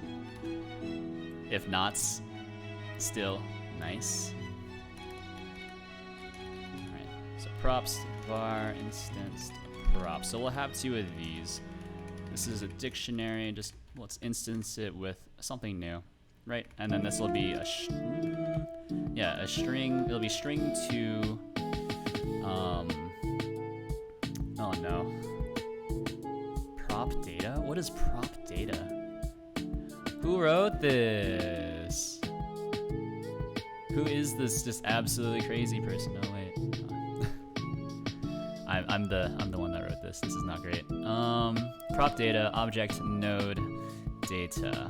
And then that's my struct I was using to store all the prop stuff, which is also why having multiple props of the same like file name didn't work. I was looking at hentai. I decided to take a shower. Hopefully a cold one. Hopefully a nice cold one. Wouldn't want you to continue being in heat. Now that's a dark slippery slope for sure. I guess this should be to just prop, like a spatial, right? So our instance props. Let me see. Yeah, I wasn't going to stream today since I did spend 14 hours working on a Game Jam game for the Kenny Jam 2021, which you can find on my itch.io page. Don't understand hentai. That's fair enough. You know, it's the idea of it. You know, you got to use your imagination. Very familiar with that as a young lad. Didn't have too much material. Also, internet was monitored. So you just gotta use your imagination. I don't think this is what I want to do. I don't know. Where do I even call this from? Great. This is not a method stub anymore. It's completely filled out. But the get prop, add child prop. Sure. Yeah.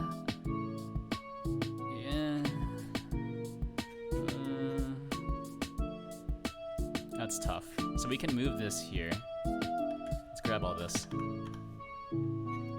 this seems fine. Then this needs to go here. Bring back our comments. What's that here?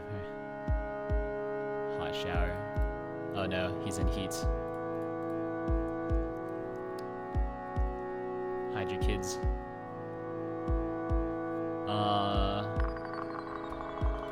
Let's see. So now we have our toggle. This comes from prop. So this is our data.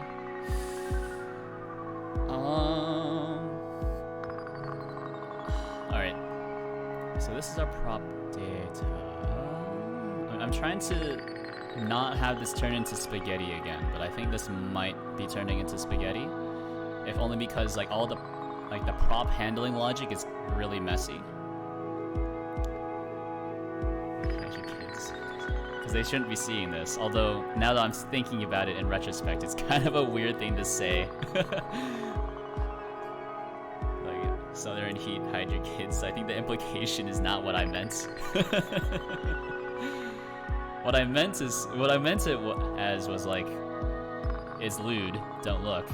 But I think what most people would actually interpret that as is like, he's coming for your kids. Knees weak, palms are sweaty. There's vomit on his sweater already. Mom's spaghetti. He looks, on the surface, he looks calm and ready. But, I don't know. Mom's spaghetti.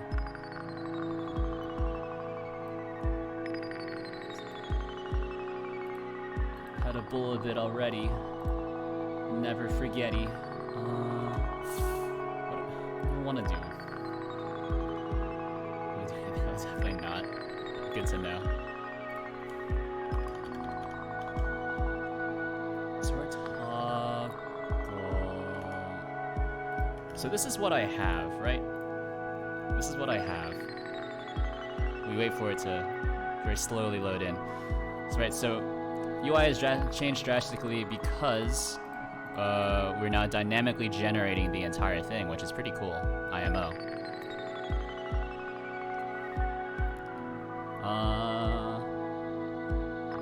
Mom spaghetti. Thank you for redeeming a jump. There's all kinds of fancy commands that you can type in if you just knew what they were. So you can hit them with a random jump and then also make yourself slightly smaller.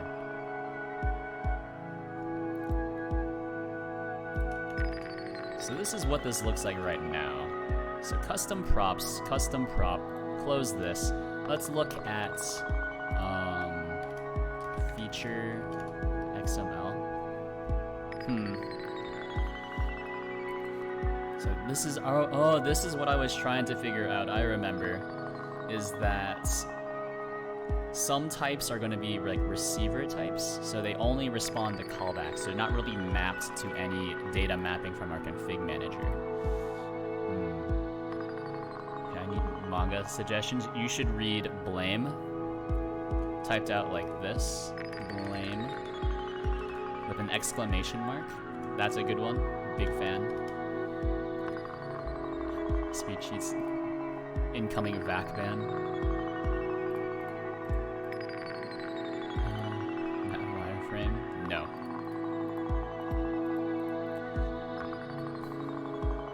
Only God mode. Yeah, so, I guess if we're talking about this Soso no Freyren. That's also a good one. You should read this one. Big fan. It's pretty good, I suppose it's kind of hard to to read, so I'll leave it like that for now. But this is what I needed to refactor, or needed to figure out, is the receiver types. So type receiver, it doesn't really have an event, it's more of like a data type.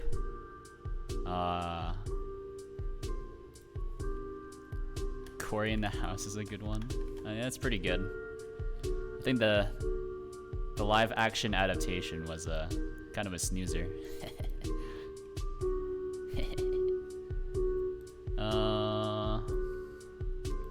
Get it? He makes jokes. Because Corey in the House is actually just a sitcom. but I was pretending like it was a manga. So the humor is that I subverted your expectations. Oh no, so this load prop information connects prop GUI toggled. Oh no, it's been too long since I touched this. And by too long, I mean since last Thursday. Interpolation rate, this is fine. Prop GUI toggled. Then we re-emit prop GUI toggled. Corey became a rapper IRL. Any good isekai? Corey, I gonna be honest, I've never watched Corey in the House. I have nothing more to add, but that's kind of cool. And then good isekais, I don't know. The reincarnated as a slime, whatever that one is called, that one's pretty good. I dropped it after a little bit though, because the current arc, or the arc they were at like 6 months ago, was really boring. So prop GUI toggle. So we go to our list element. So going back to this, I need this thing here, this list here, to somehow know about all the props that it doesn't know about, if that makes sense. Or I need it to listen to all the props, but it needs to be able to listen dynamically.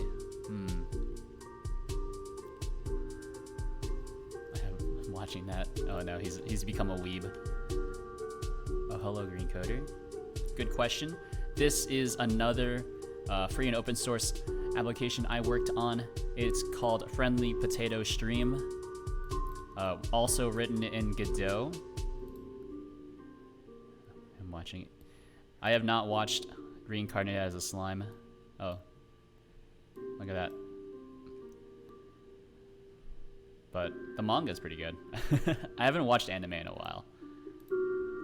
But yeah. So you can find this stream overlay kind of thing on my GitHub as well. Supports Twitch chat, which was kind of based off of the existing Godot implementation, and then I also rolled my own implementation of the PubSub integration. So all of these are just physics objects, and they have a random force applied every now and then. And then they're hooked into the channel points reward API, which is neat. Very frustrating to set up though, for sure.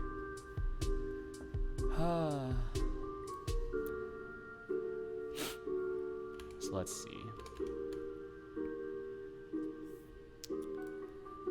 So list elements. GUI. I'm trying to remember. So our results, load prop information. Do you have a load prop information? You do have a load prop information. Okay, I'm starting to remember. Why did I call this receiver? Prop GUI, list types, receiver, match data, XML constants type. You know what? What if I call this something else? I don't like this. Let's not call this receiver, let's call, then what does model use, right? Model has data mapped bones. Huh. Let's see. Result data bind.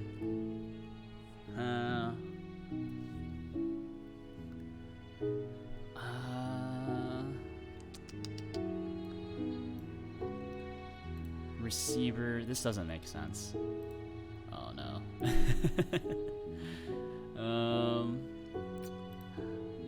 Data bind is, do I use any data binds here? Match data bind, set up. Oh, you know what? This is what I can do. This is what I can do. So I already have the concept of a data bind here. So if we take out this part, no more list types, goodbye. No more receiver as well, because that's very confusing. So we just kind of do one of these. And instead we do data is equal to props, right? And then we can handle it here inside of list element. Amazing.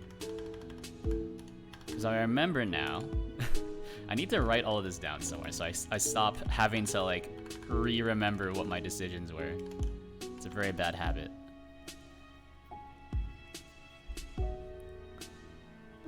But each list pretty much is like bespoke.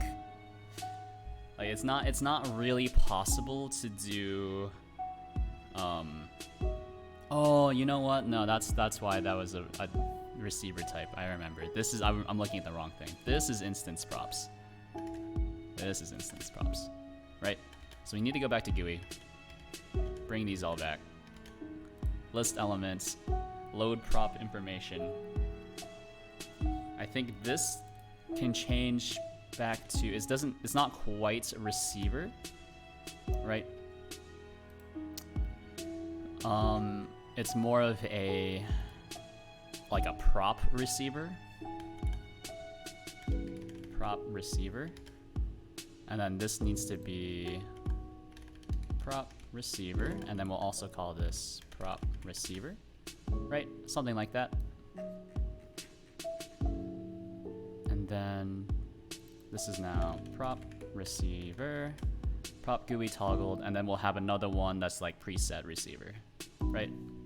Since currently, if I go here, move this over, we can see that we have multiple presets, and then this is also like a custom thing I'm going to have to implement.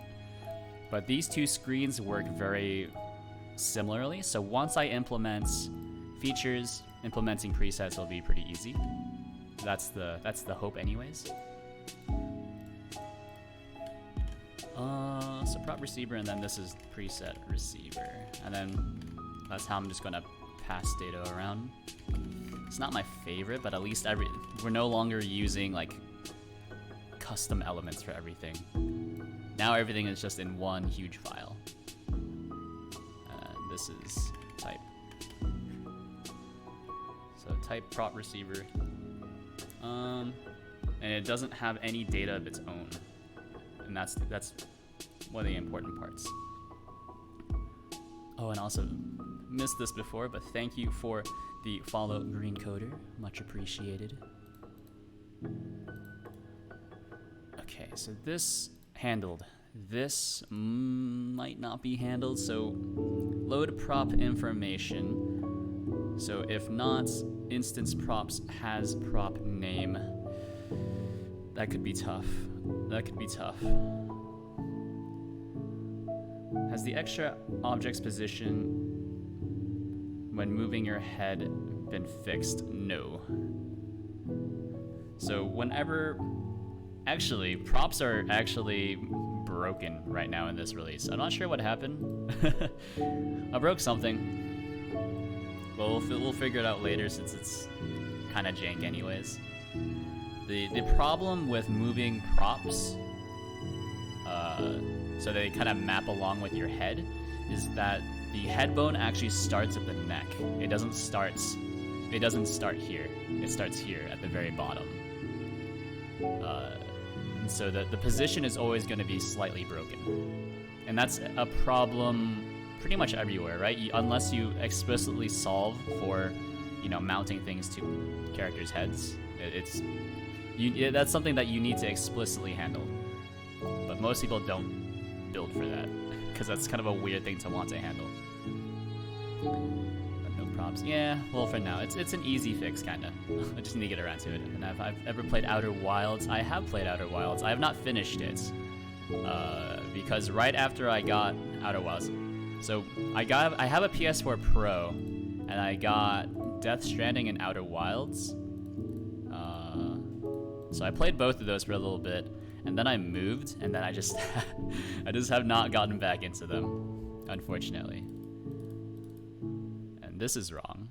Config Manager does not actually contain those. Huh. But this is prop information, so this is prop data. So it's not actually going to be a spatial. It's going to be some sort of dictionary, right? So this is prop data. Instance props, prop name. And then for C in VBox, get children, we query all of them, we wait. This is wrong. There's no such thing as an idle free. There's only idle frame. How do you get custom costumes on the Twitch thing? So you can redeem a channel point reward called randomized minion, or you can type in a custom command along with other stuff. So you can type in like random chonk to make yourself slightly bigger if you want to play with this kind of stuff, right? So we can throw you around. I can also just do it for you, wherever you are. There you are. You are a duck, and then I can make you bigger, or I can make you very small. Look at that. Also, look at this. It allows me to see your chat history. Look at that. What a nice, what a neat looking tool.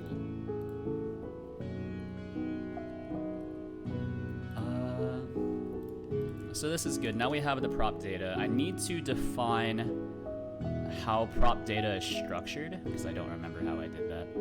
So I know how I did it because I have the reference right here. Like this is how I did it. There's an object, there's a toggle, but what was inside of data? What was I thinking? Oh, okay, so these, I guess the more specific ones, right? So your main light has these pieces of data that need to be displayed. The world environment has these things to be displayed. You need a list of custom commands. I could do that, or you could think of it like this, right?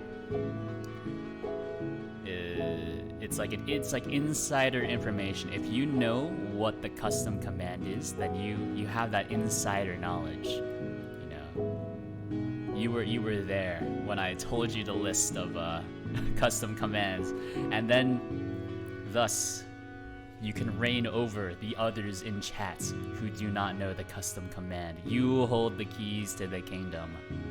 You know, it's like, how does he know what to type in? An absolute madman, you know? Anyways, create prop info display. I hope that was convincing. Did you like it? Was that a good explanation?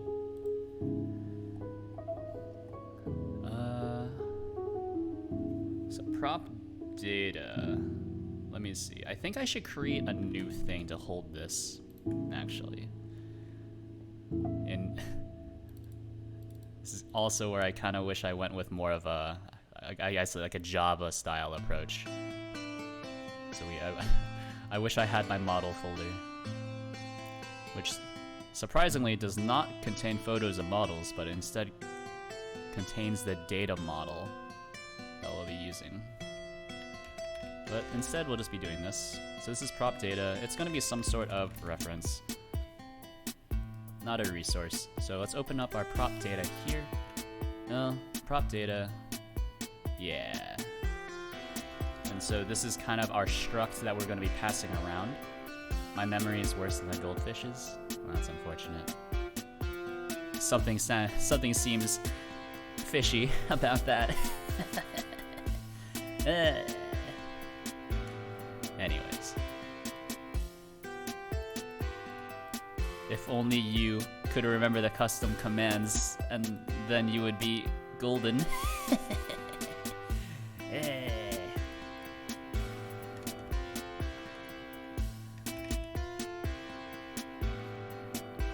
I guess you should hope that your memory isn't as flaky as a goldfish. Because you know, when you have a goldfish, you feed them like goldfish flakes.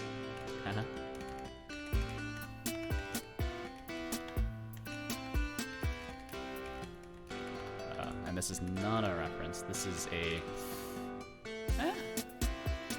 Actually... this is a script. I had an idea. I also had an idea once, but I forgot. Yeah, I guess we can still make this a resource, right? So we can do... This is going to be a init, since it's basically just a reference that we're passing around to everything. So this is prop data some sort of a resource. Preload this into here.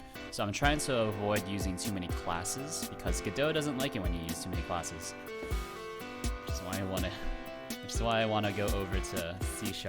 I miss having classes for everything. Prop data. Do you have the custom commands in the GitHub files? I don't think so. Well, I suppose I can show you where they are, right? So if we go to my GitHub and we look at, oh yeah, there you have it. Look at that. Let me see if I can remember where they are. It's in screens, screen plugins, chat minions.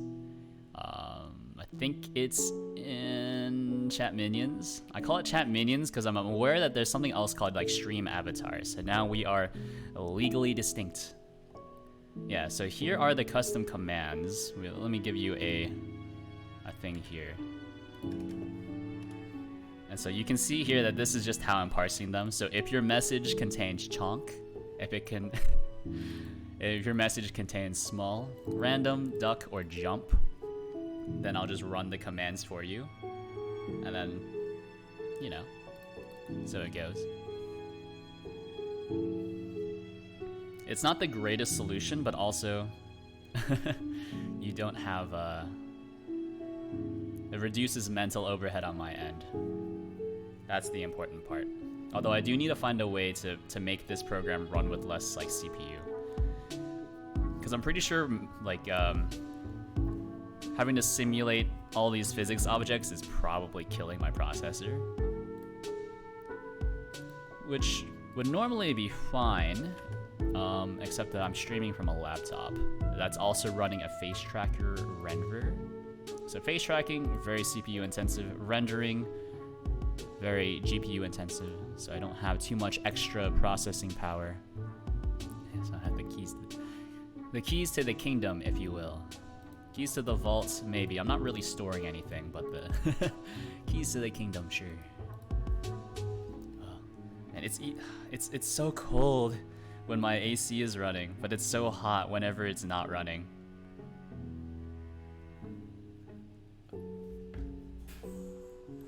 Alright, so this is our prop data. Where is our prop data? Model.xml, we don't need it. App manager, goodbye. Signal broadcaster, more or less goodbye as well. Let's look at prop data. I have the same problem with the AC. Yeah, exactly, right? Why can't we just be like the same temperature? Not talking me and you, although if you want to be the same temperature, uwu. Actually, that's kind of a weird pickup line, right? If you were to go up to like someone and be like, hey, like I'm a dude. Be like, hey girl, I want to be the same temperature as you. But on a scale from like 1 to like ultra creepy, how creepy is that? You have fantastic bone structure. Hey girl, your body temperature do be looking real normal.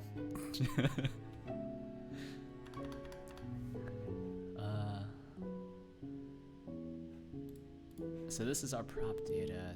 Prop data contains this stuff. So our var, let's call this prop, which is some sort of spatial, 100%. No, that's actually not true. Sometimes they're not actually spatial. Some of them are nodes.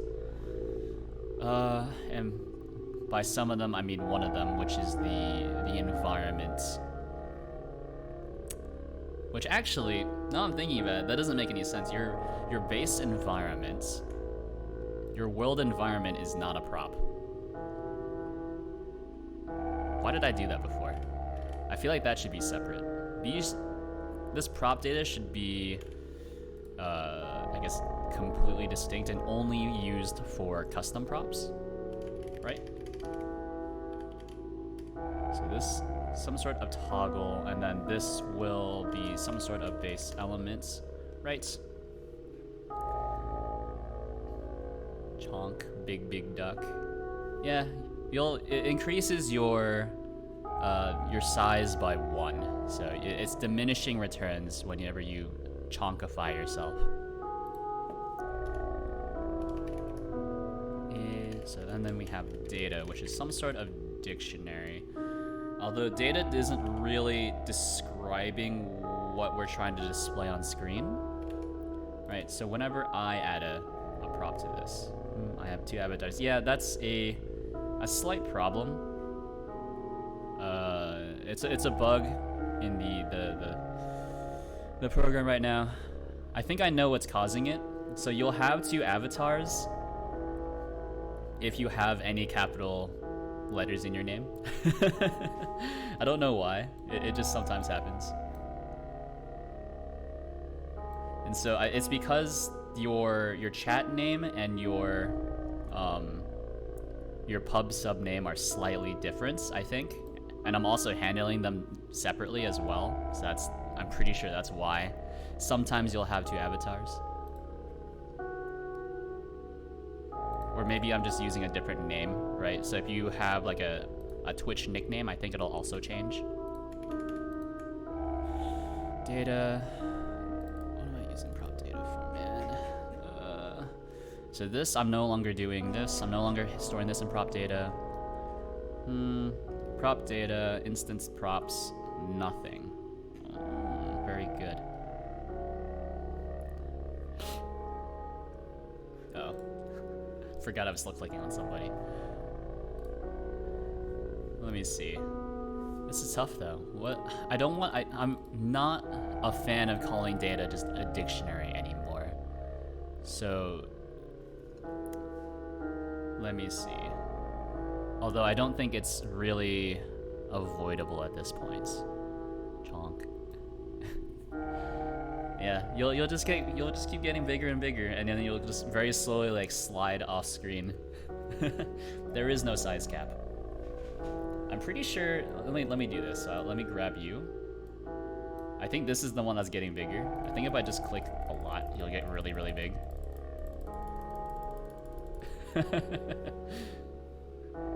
So I can adjust your scale as well. So you can get really big, but remember I can also make you smaller.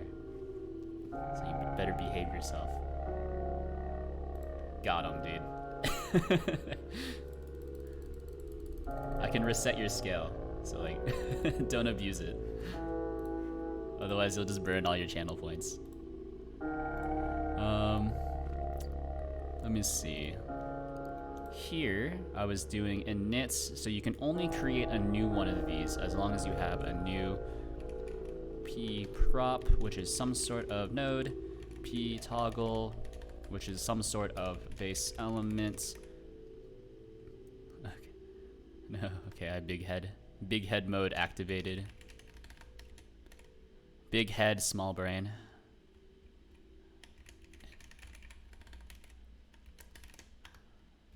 Got him. Actually, that came off as an insult. I'm sorry. I did not mean that to be an insult. Toggle is equal to p toggle, and then data is just equal to p data. So this is how we are storing all of our data, and then we'll also have a helper function here, which does, you know, func get as dictionary, which returns a dictionary. And let's see. So we're using this whenever we need to save something, or whenever we save our config file, which is how we, you can instance in new props, and then when you close and then open the program again, you'll be able to, have all the props in the same place. This is how we're doing it, is this function here. So get as dictionary, let's see, var results, some sort of dictionary. Then we'll return the results, and then maybe we'll just keep it as a method stub for now. And then our list elements will create a new prop data, right? So var. Actually, this is just regular data, right? And then our actual prop data will equal prop data dot new. Oh no. Oh no. Actually, one more thing. Really quick, I need to use the restroom. I'll be right back. Nature calls.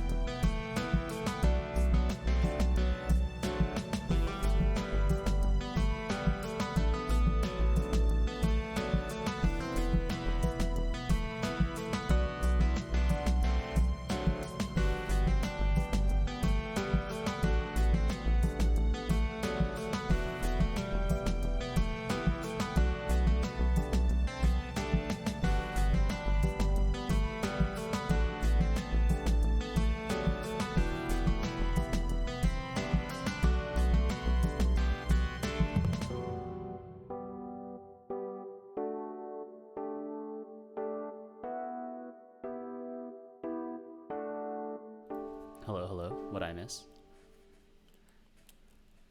I come back to see your neck snapped. Oh, you want to see something cool? You want to see something cool? Look at this. Drag this over here. If I do this, hold on. If I do this. Oh god. Oh, hold on. Hello. This is now my default head position. Does this bother you? are you terrified or are you like aroused? Either one would be fine with me. Check this out. Find you a girl who can do this. Look at that. Oh geez, and then we can turn it even farther if I lean over. Are you the girl from the ring? Yeah. It's pretty cool, isn't it? I do like how the hair physics don't actually like work properly. Because you don't usually do this. I'm definitely aroused by that flexibility. Very good.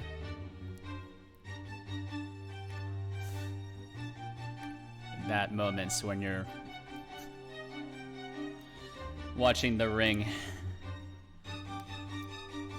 and it gives you a, I don't know. I'm gonna stop talking. The joke kind of fell apart in the middle of that. I committed for too long. I should have aborted it. Aborted telling the joke, not like okay. I'm just gonna stop talking. Could you S your own D with a neck like that asking for a friend? Probably not. Maybe if you removed a few ribs, you probably could. But never tried. Never tried. It's one of those things that I'm not really into. No, don't really need that. All right, so our prop data.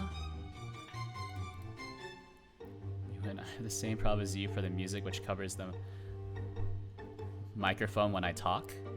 Does it? Or should I turn up my mic? I don't know. I feel like when I talk, I already talk fairly loudly, but maybe not.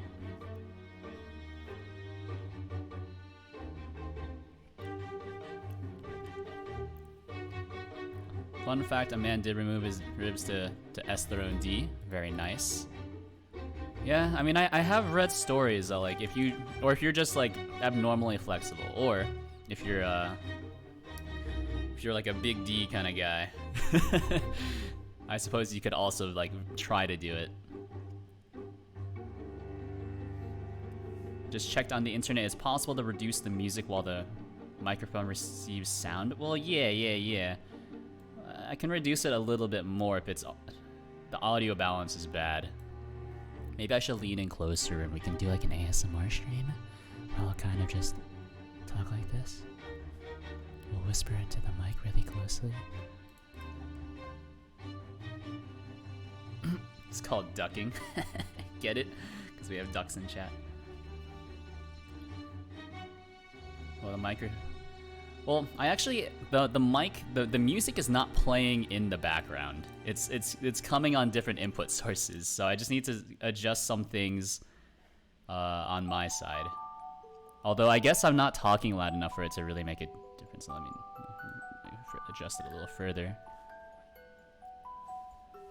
Yeah, I don't think I need to do anything on with ducking, right? we can look.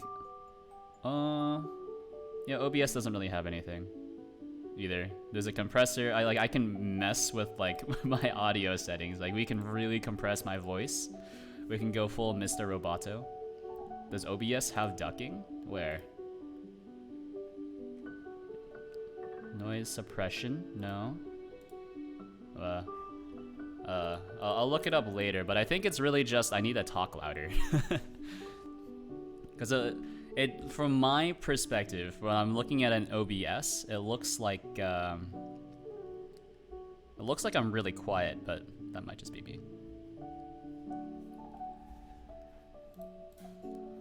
So prop. So I don't have the prop, so I can't create a prop data. But prop data is really just for moving things around. Each base element has access to the parent, so we can do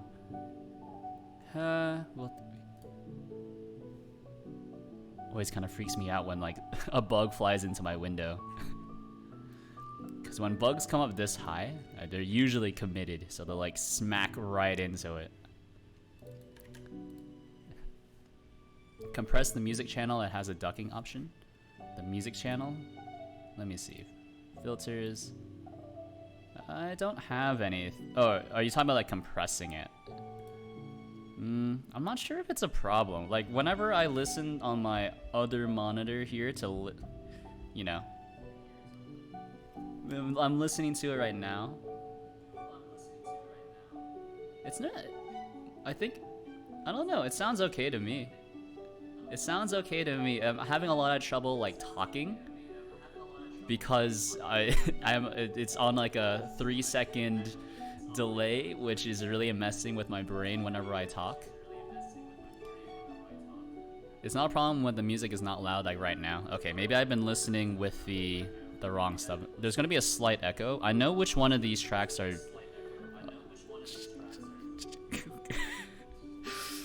Please shut up, me. I can't form sentences. It's hard. Okay, this one is more bassy. This one's definitely more bassy. I'm talking. It's a problem when the music changes. The ducking event should help. Or are you talking about like sound equalizing the volume? Right. So, because I know that's like a lot of the audio mixing on a lot of these tracks are not the same. I don't know why. I'm very bad at audio mixing. I made all these songs, by the way. I suppose I did write them. Let me turn this off. Like, is this one too loud? Is this one too loud? Is that the complaint? I don't know. I guess we'll deal with it once it comes back around. So list elements, we have the data. Config manager stores this as prop data. So prop data is here. Let's also do boom, just so that we know we're referring to this prop data. Get as dictionary, so we have some sort of data. This is just the data. So we can do var.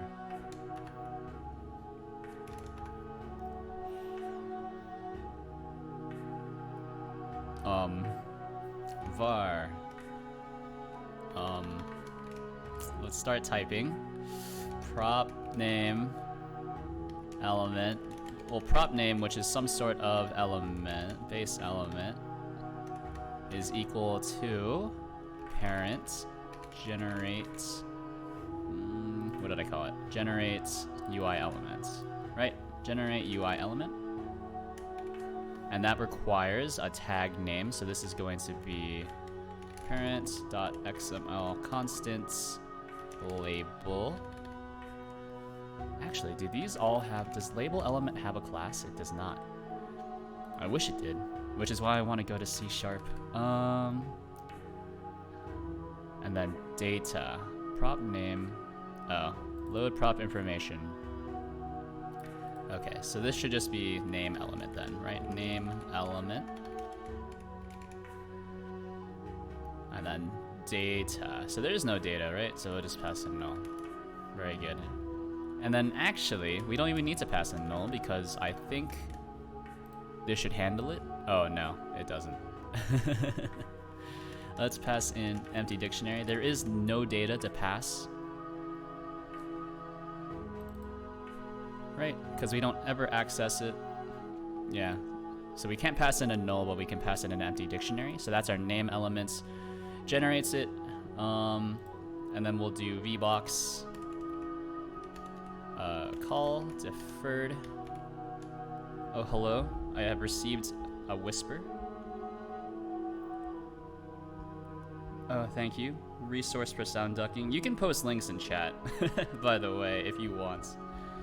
But I do appreciate the ping. I'll look into it. And by that I mean I'll probably forget about it, but I do appreciate the help. One of these days I'll look into it. But now is not one of those days. So we have our name element, and what I'm trying to do is something like this. So whenever I click on this, we get all of these things that pop up on the side, and that's what I'm trying to build right now, is some way to do this programmatically or entirely dynamically, which is a bit more difficult than it sounds.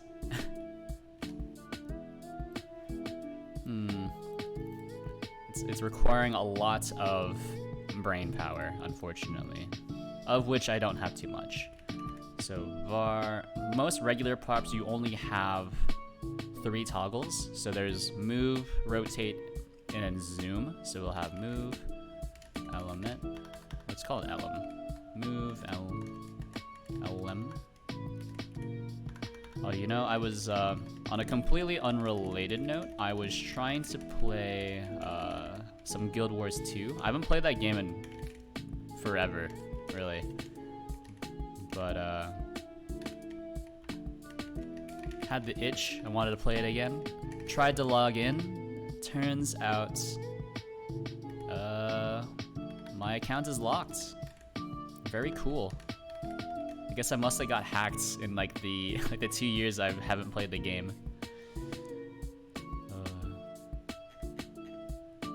I did like playing that game though. It was very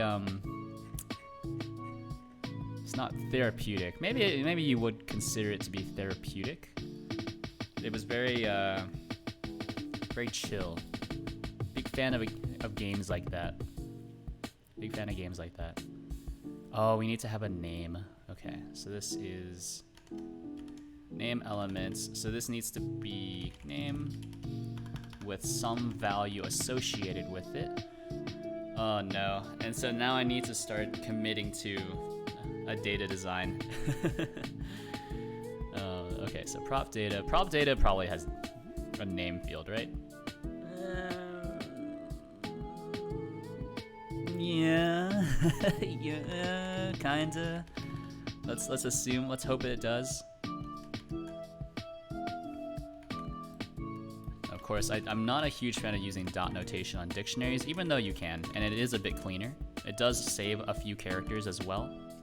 I'm just not a fan of doing it like that. So data.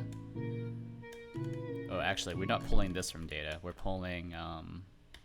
This just needs to be move. Right? Move, and then it also needs to be hooked up to a certain event. So let's see. What do I usually hook my toggles up to? So I look in features, we have 2 toggles. Oh, and I have not filled out the events yet. Very good. Very good. Let's look at model.xml. So this is the cool part, by the way. So usually in Godot, you would, structure all your UI elements in the editor visually. However, I'm in a kind of special situation where I can guarantee that my UI will only ever look like this, which is just 2 panels, plus the upper bar. So instead of, doing it on the editor, we can do it like this. And because I ship this along with the application, it is user editable. So the user doesn't even need to download Godot and then re-export the application. They can just modify the XML and then, the program reads in the XML file and generates the GUI pretty much every time. So it is a bit slow, but that's not really the main, not the choke point, the main, the main slowdown. Unless you're just opening and closing the application a lot, in which case I can't help you there. So toggle needs to be hooked up. Yeah, so we need to hook up move prop toggle maybe. So we go into signal broadcaster, file select model. Where are my prop stuff? So this is features GUI, add custom prop. Let me see. This is like prop stuff. Props. So we have one signal, we'll call it move prop. Oh yeah, and then we do need to have pass along the prop name as well. And so another thing that you might notice here is that I'm kind of following a standard naming pattern for all of these, and that's because here, whenever we're generating the entire GUI, we're not generating the entire GUI, but for any of these things here, where is it? Which I don't remember. I did it somewhere. Here, so on events, for if anything has an event, any of these elements has an event attached to it. So for example, where's model? Features. Well, features, we have events. So for any events, we automatically connect that element to this function here, which then rebroadcasts out to the signal broadcaster. Hello. Hi, Timothy Kun. Konbanwa. Philippe-san. Domo. Wait, that's not what you would say. You would say, I don't know. Anata wa dou desu ka? No, I don't think that's asking the correct thing. Anyways, how are you? You know Japanese? I know how to read enough of it. I think a lot of that came. Anyways, let me finish this thought. So this is our rebroadcast point, and because I'm following a strict naming scheme, we can just do call here. So a lot of this is a lot of these events are automatically hooked up to the signal broadcaster, which is cool. I'm fine. How are you? I'm doing all right.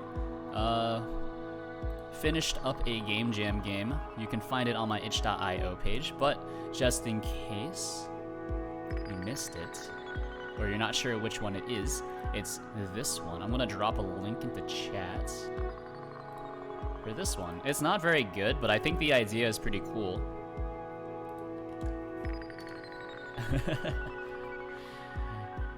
I do not have Nightbot installed. I'm too good for that.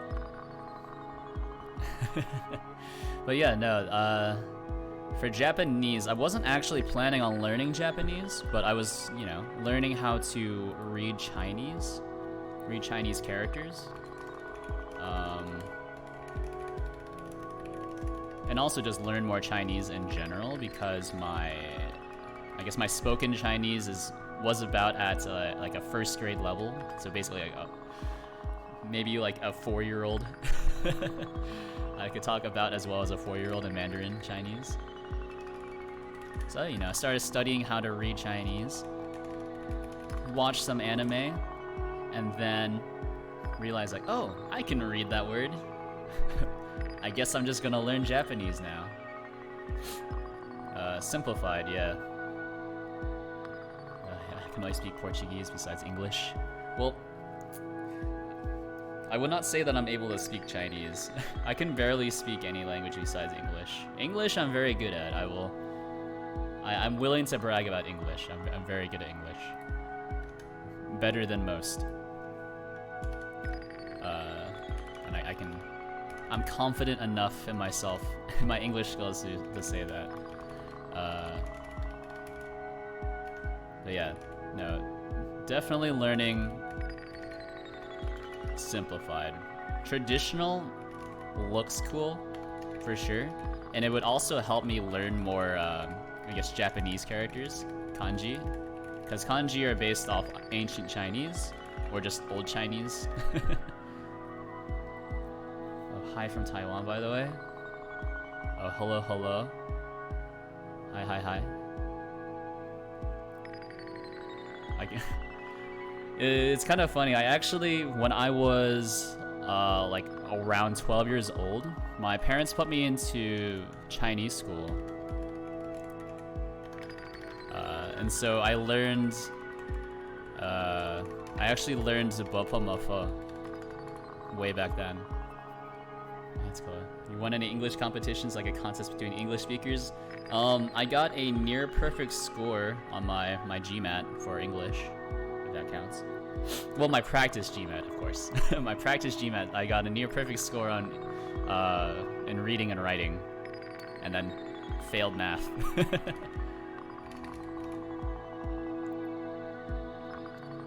So, very bad at math, but pretty good at English. Yeah. Bapa Mafa Data Nala. There's a ka somewhere. I think I could recognize like the first line of Bapa Mafa if you showed it to me, probably. Oh no. 这是 I don't know. What does that mean? Out of context Chinese I cannot recognize. If you add a caption to it, or if you give me a picture with a caption, I can probably tell you more. Or if it's like an article. Right now I can read at about a 3rd grade level. Hopefully.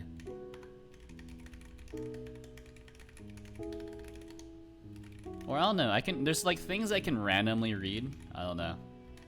I'm not very good at it. I'm trying. I'm learning.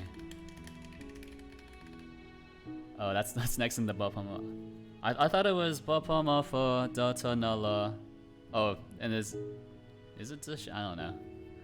I only remember like those words. That's how I learned it, at least. Maybe there's not that. Maybe there's like different orders. Everyone uses a different order. Maybe. I have no idea. All I know is that most people I know don't learn Bapa Mafa.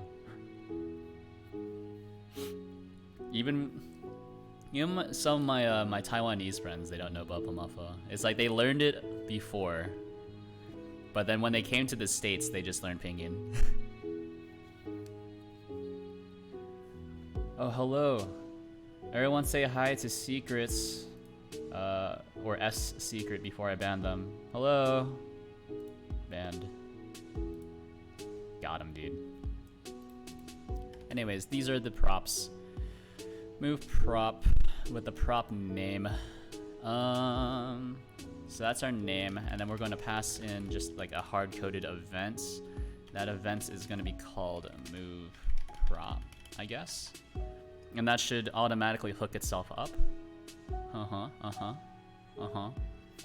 Right, and so from our GUI, we then rebroadcast out events, event value. Yeah, and then toggles, toggles automatically send their name along. So that's fine. So, oh no, wait. Do they? No, I don't think they do.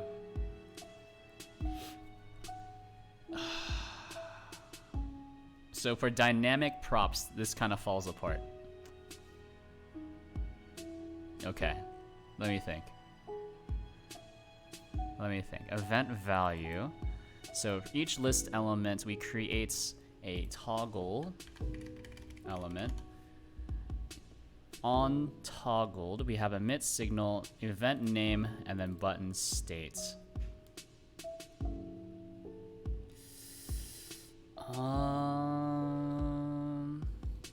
Let's think.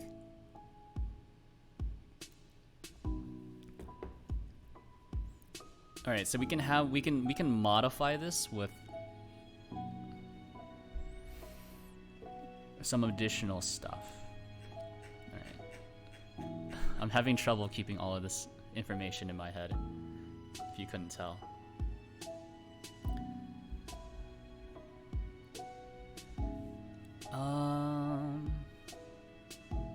By the way, thank you for the follow, user. You have not spoken in chat yet, so I will not out you for the follow. Oh, played my game. Interesting. Yeah, the biggest problem with that game that I linked is that I thought I had 3 days to work on it. As it turns out, the jam only took place for 2 days. So I had to rush out the very end of it. So like the movement and like the spear character and the mage character makes sense, and then pretty much all the enemies and then character 2 and 4 are kind of underdeveloped. You're able to pull off a mobile style control in a really short amount of time. Yeah. I think the kind of main inspiration for, let's go back to this.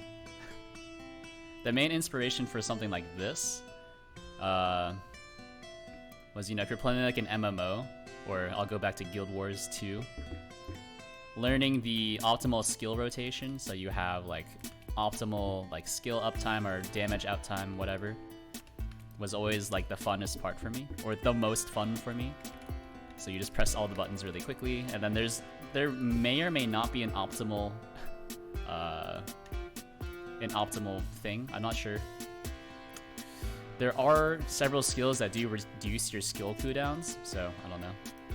The balancing isn't really there, but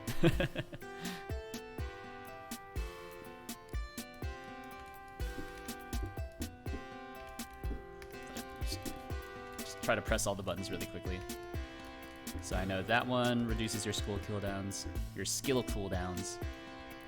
Yeah, I don't know. I toyed with the idea of having the attacks affect any of your current party members, but I don't know, it felt bad. So now the attacks only affect your current party member. And actually, I don't think it's possible to die, by the way. I don't think it's possible to die. I don't think I programmed in death for any of your units. Because it's not really the focus, right? The focus is to try to optimize skill uptime. Anyways, we'll get rid of this. So the idea is cool, I just wish I had more time. I thought I had another day, but I didn't. It's very sad. Did you do the arts, or was it a pack? Oh, hello, Domino GG. So the The game jam it was for was the Kenny Jam 2021. So the point of the jam was to just use Kenny assets. Yeah. So yeah, it's all Kenny assets. Even the sounds are Kenny assets, which also made it difficult. I wanted to do music, but I wasn't sure how to do music using just Kenny assets. But yeah.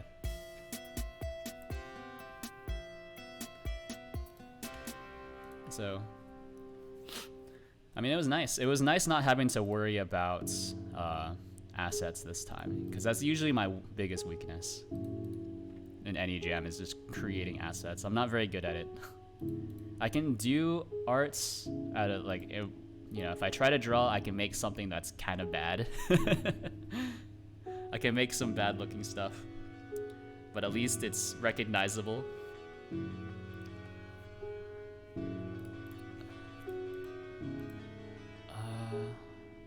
So toggle element. This is tough. This is tough. So should I create another type of toggle? Right, so we already have two types of toggles. We have a toggle and then we have a double toggle. Got to go now, Timothy. Oh, that's all right. I'm sorry. I see Timothy in chat just kind of surprised me. I don't know why. But thanks for tuning in, Philippe. Just watching is always appreciated. Thank you very much. So I was gonna use your name. Yeah, well, not too many people use my full name. It's a bit weird. It's a bit weird. I think barely anyone ever uses my full name nowadays. My parents my parents just call me Timmy, so. Anyways, take it easy, Philippe. Sleep well. But if it bothers, I'll stop. Nah, don't worry about it, Timmy Turner. Timmy. Hey, Timmy. Oh, no, that's not it. I think the first time I tried it, it was better. So here's the question. Do I add another toggle element that's kind of like custom made to do this? Or... Sorry, I don't have Nightbot. I'm still working on the Twitch bot.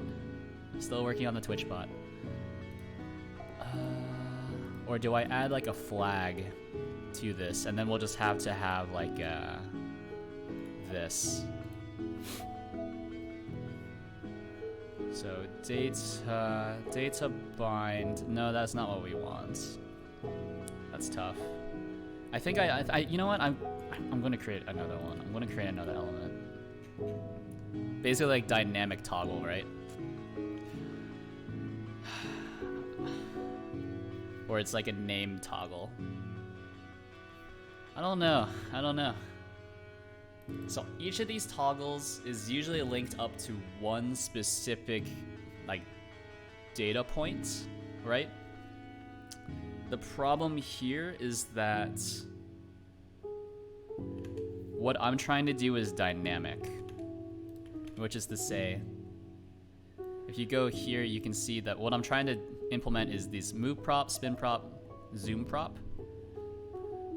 Right, so these don't map one-to-one to some config file value. These actually map kind of to just the current loaded prop. Oh, you know what? I know what we can do. It's so we don't need to create another element. I've got it. He's beginning to believe. So zoom prop, all these prop things, we can just we can connect to those inside of GUI. He's thinking. Hold on. He's thinking.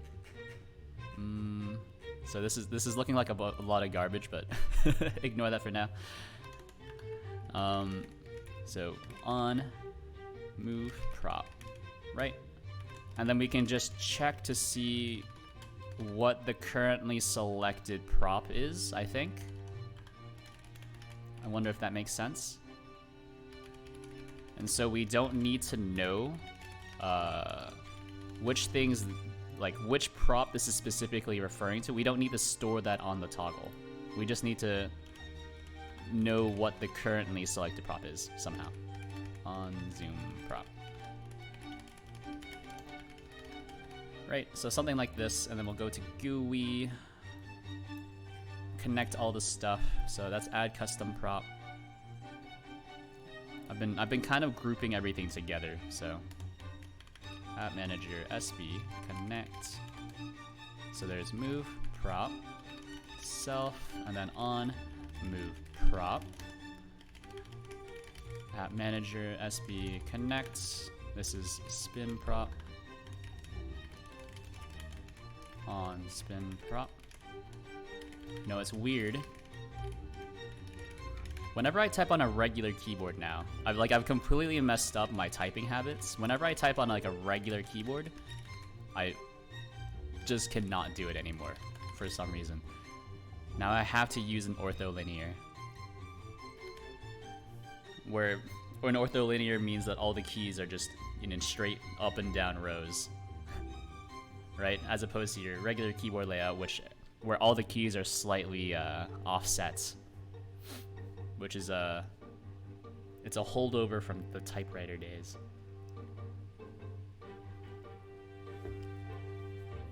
But now that's no longer necessary.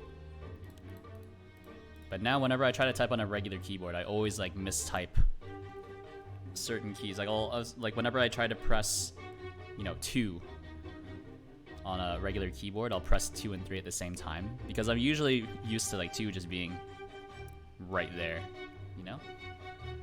It just move your finger up instead of having to move your finger up and then slightly to the left. You know what I'm saying? Alright. So on add custom prop. Actually, no, we still need to have the toggle for that as well. So if we go to list element, oh no. So features, you have custom props, and then list name custom props. Data is instanced props. So,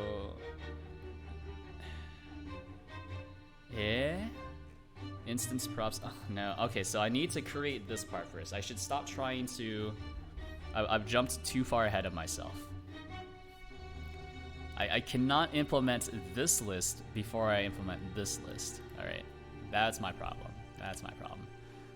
So we need to do instance props first, and then prop details will react to whatever is in instance props. Does that make sense? I think that makes sense. So you cannot do the reaction first before you do the sender. What's the opposite of reaction? Is there an opposite of reaction? The reactor does the reaction, sure, but then what causes the reaction? The instigator, yes. I guess. That's probably not it, but I like it. So instance props. So we'll go for prop for PD in app manager config current model config prop. No, this is instanced props. Instanced props, right? And then dot keys, because that's a dictionary now. And so, and each of these is going to be a prop data compatible,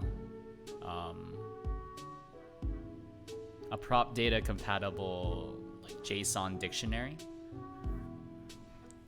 So let's see, prop data. What if I just do this? So we can have a get as dictionary and then a load from dictionary as well. Perhaps. Yeah. So what if we do? Well, yeah, let's do this. So no more constructor arguments. I dislike how in GDScript you cannot have multiple constructors. You can only have like default values, which isn't really the same thing. So load from dictionary void, and then this is also going to be just another method stub. So let's add to do, because I haven't really decided how I want to store the data as a dictionary, so I probably need to figure that out first. But before that, let's do prop data. We'll just load this in directly into here. Oh, all right, already done that. Way ahead of myself.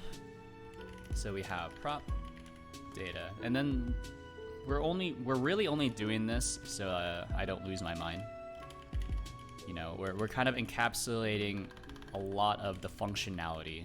We're hiding a lot of the parsing inside of prop data. So all we need to know is that prop data is this, and then PD, or this is PD key actually, PD key, or this is prop data, what do we want to call it? Prop name? Yeah. So instance props is prop name to prop data, right?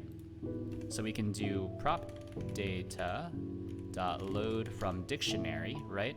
Will equal app manager cm current model config instanced props, and then we'll load in whatever this is, prop name, right? And that'll give us back a dictionary. This is load from dictionary. This will take a, can't call it data. Let's call it dictionary. Load from dictionary, amazing. Wow. How does he think of the names? He must be like a professional namer or something. Prop data, load from dictionary, and then now we can guarantee that we'll have, we'll more or less have this part, and then hopefully we'll also just load in, oh no. We won't have this. We also won't have toggle. We will pretty much just have data. Does that make sense? It doesn't make sense to...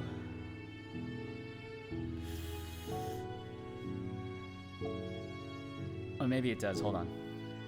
I'm thinking. He's thinking. Instance props. What if...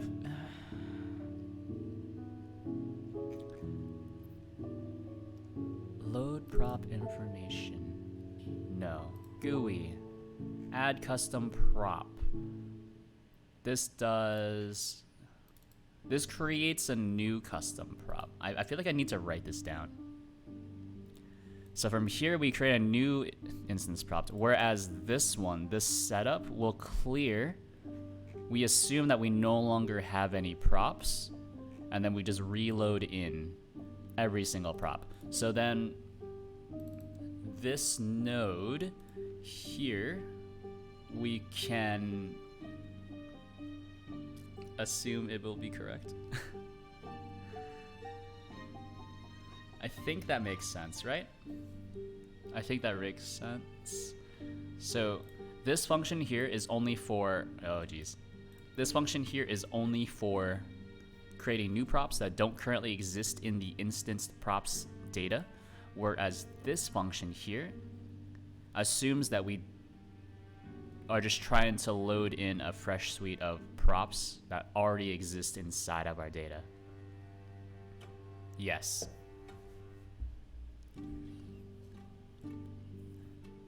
Okay. And then we can assume that we'll also generate, let me do this. Let me add a note for myself. So load from dictionary, generate prop, toggle, and data fields from config, from the config. And of course, you can't just store like a raw node or like a raw toggle inside of the configuration, right? That's why I have this util that I wrote specifically for this, a JSON util. And then so we can just continue extending this ad infinitum. So we can have like a prop to dictionary and then dictionary to prop, yada yada. It's beautiful. Let me add a note. Well, I mean, it's obvious what I'm trying to do. I say it's obvious, but then I also spent like an inordinate amount of time trying to remember what I was trying to do.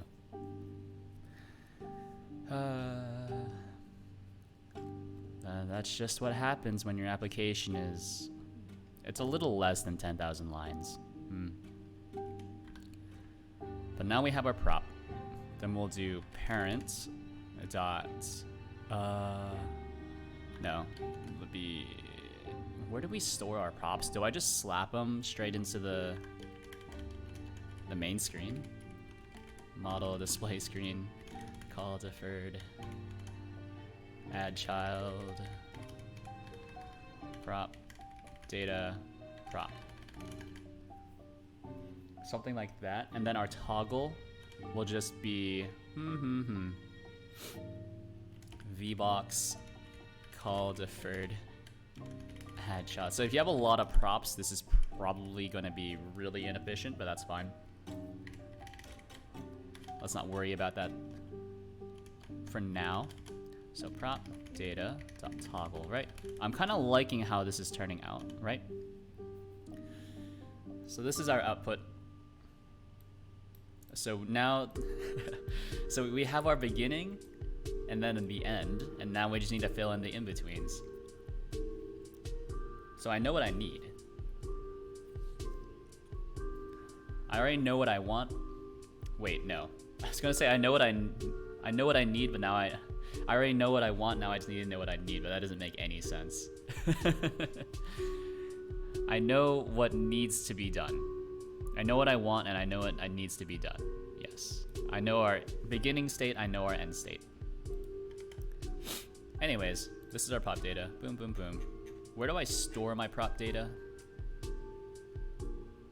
I think I can just discard it. Or actually, GUI has a field for prop data, right? Yeah, instance props.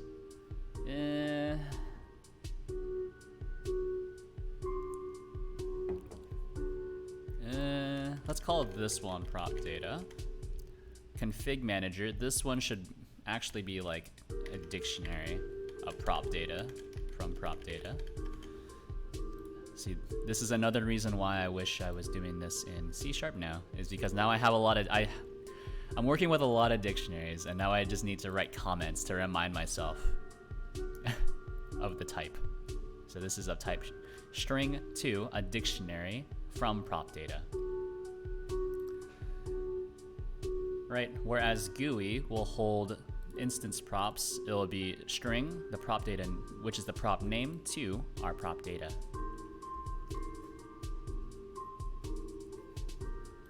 Yes. So once we do all of this, we can then do parent. Is it just called instance props? Yeah, instance props. And then this field more or less maps, this field in our GUI, instance props, more or less maps 1-to-1 to this instance props variable inside of our config file. The only difference is that we convert each prop data into a dictionary, as opposed to just trying to store the object inside of there, right? Which is why we have this get as dictionary function. So instance props. Prop name is equal to prop data, like so. Yeah, I mean, that feels okay, I think. Probably.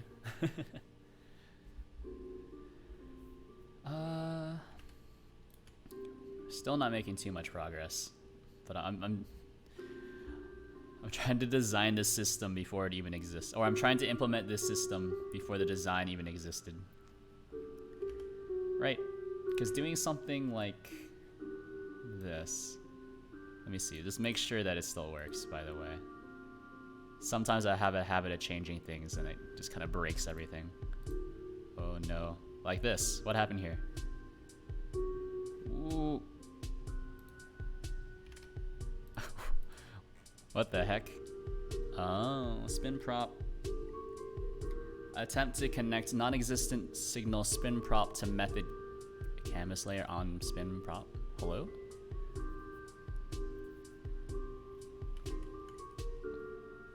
I wonder...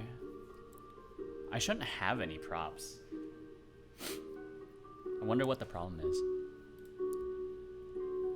Right, we can do custom prop. Don't know why this opens below it, while this one... Oh, this one also opens below it. That's nice.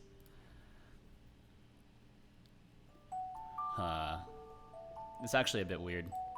Shouldn't this be layer? Lower values are drawn first. I feel like this one should be -1. Maybe just regular 1. And then we'll go to base file pop-up, which is kind of a holdover. It's really old, but it's fine. Visible. How did I do this before? Let me see. If I go into here, I can try to see what I was doing. So I can go into GUI. So let's see what I was doing without actually opening it. Let's see. GUI layer. Now let's just read the config file directly. So top container, large container.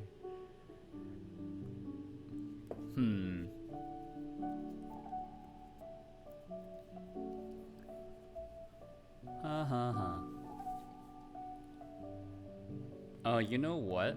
Is it when I'm creating the pop-up, I'm actually positioning it on the parent. So I'm positioning the pop-up on the GUI parent, not on the GUI itself, and that's why it's not really working. Let me see. On add custom prop. Let's see. And I'm doing pop-up. Oh yeah, that is what I'm doing. Yeah. So if I just do this, just add child, add it straight to the GUI layer. And then we'll have to do the same thing for onload model. We won't add it to the parent, we'll just add it straight to this node so that all the pop-ups will display over our GUI. And then we gotta wait. Oh no. What's taking so long? I swear this used to be faster. I know that some of these errors are because, or some of the time is because we're erroring out. Yeah, see, now that works. Huh. This error... Dun dun dun. Did I spell it wrong? It's possible I spelled it wrong. Spin prop. Oh, it's called spin prop, not rotate prop. You know what? Rotate. On rotate prop. On rotate prop. And then here, this should be move prop, rotate prop. Rotate element. I really shouldn't be doing this. I don't know why. I need to finish one part first before we move on to the other.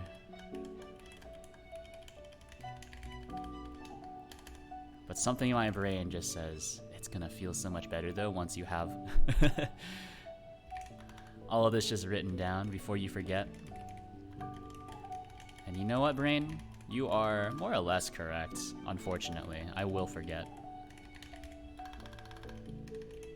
in the future. Alright, so this more or less correct. So I'm thinking part of the really long time is because of this. But there shouldn't be any props. So I'm not sure where the main source of delay is, right? It's doing some sort of parsing, I can tell. I can feel it. Yeah, I don't know. Weird. Spin prop. Where?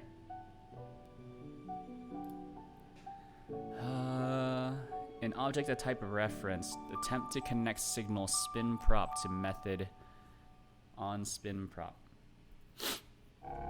Non-existent signal, huh? Where? App manager? Oh, rotate prop. Rotate prop. It used to be called spin prop. I used to call it spin, but now it's just rotate. Although spin was a lot nicer because it allowed me to have just move and zoom and then spin, which were all 4 letters. Now they're all kind of different lengths. How sad. Anyways, this is okay. Where is it? Prop data. Not prop data. Base element, no. Prop data, yes. Method stub. So, I think I need to figure out to get a dictionary first. So what things do we have on our prop? Right, the easiest part, let's do it in the opposite order.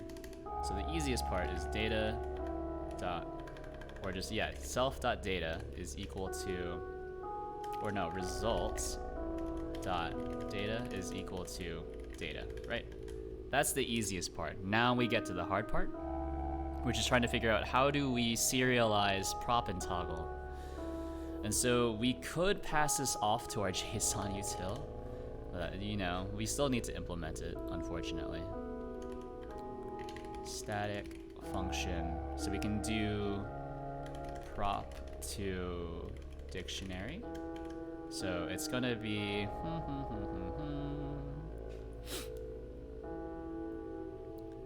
I don't know, we'll call it some prop, which is some sort of node, you know, is custom, some sort of bool, and we'll call it true. So you do need to define whether or not you know, it's a user prop or one of my props that I provide for you. So there are several props I can, like, you know, build into the application. There's already 2 that ship with OpenCPage GD already. So you can see here our built-in props are main lights or our world environment, which basically use the the same fields.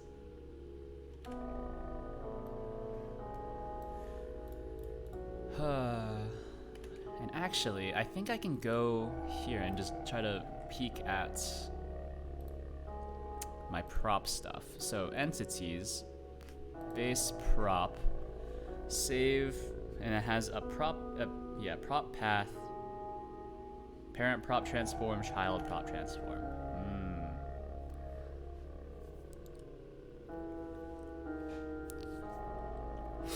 So prop.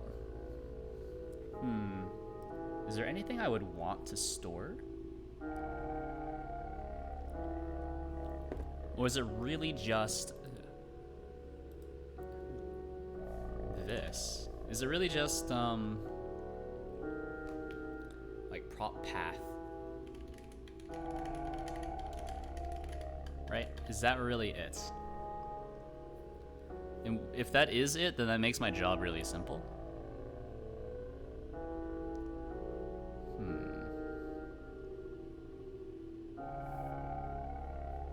If that's it, it makes my job really simple.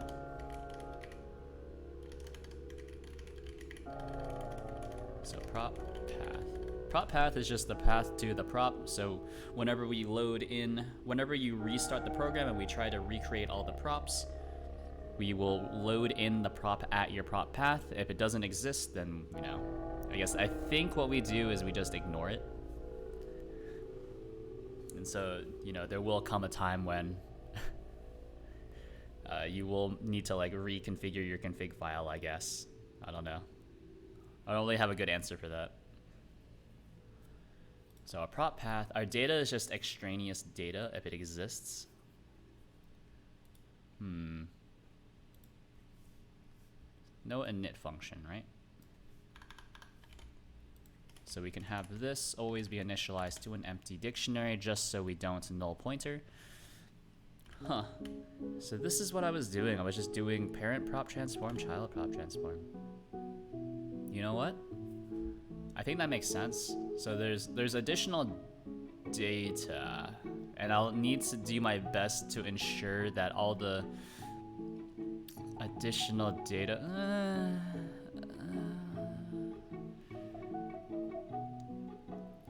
That's tough. That's tough. Right? Or maybe...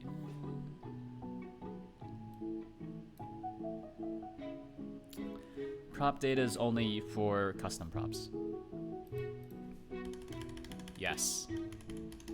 Don't forget, prop data only used for custom props.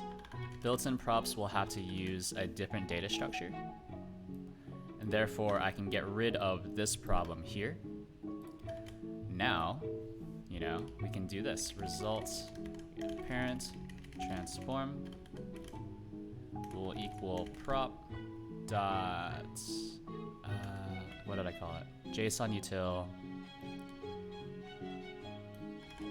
Yeah, something like this, right? We'll do JSON util transform to dictionary, and it'll be prop dot is it global transform or just transform? Transform, right? And then results child transform, right? Because when you're working in 3D, you need to have a separate pivot point for rotation and I guess just translation. Otherwise, you start running into problems. So like when you rotate and move, or when you rotate and then try to move left, left is actually not, you know, to the left anymore. It's left rotated by whatever your rotation amount was. So it's a bit confusing if you don't have, you know, at least one pivot point. I think you generally want to have like 2 pivot points, so you can pivot in 3 directions plus translate left, right, forward and back, up, down.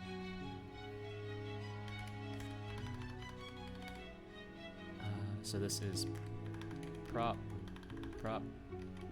get child 0.transform.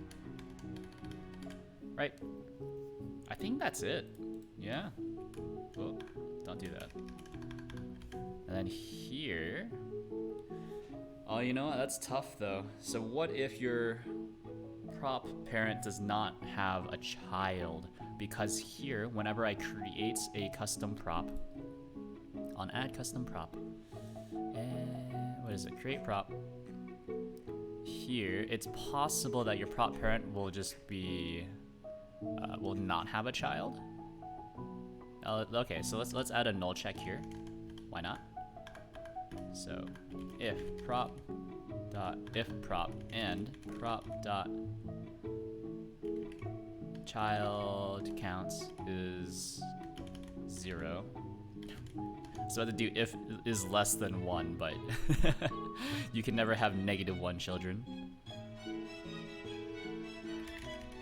So just return early. This doesn't do anything. So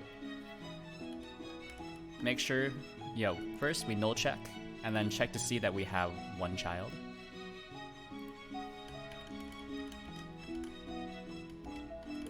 Because technically, create prop can never give you 2 children, so it doesn't matter. Yeah. Starting to really come around to how Golang does errors, by the way. I've been doing this a lot more. And also because in GDScript doesn't have, try catch. So you do have to do error handling like the Golang way, which is not everyone's favorite way of handling errors, but I don't know. I feel like I get Stockholm syndromed into liking a lot of programming languages. Might be a bad thing. I wonder if that means I'm a masochist. You heard it here first. So this is app manager log. Of course, it's all speculation, by the way. Trying to cover my tracks. For legal reasons, that was a joke. App manager log message invalid prop. Let's see, invalid prop, I guess. So this is invalid prop. Boom, boom. Then we add whatever. So now we have guaranteed that each prop will have a parent transform and a child transform, right? So then here, in load from dictionary, our dictionary will look like this, right? So we'll do prop path. We'll grab the prop path. Okay. So prop path will equal dictionary prop path. And you know what? Let's do a null check. If not dictionary has prop path, then return, and then we'll also do one of these. Invalid prop data.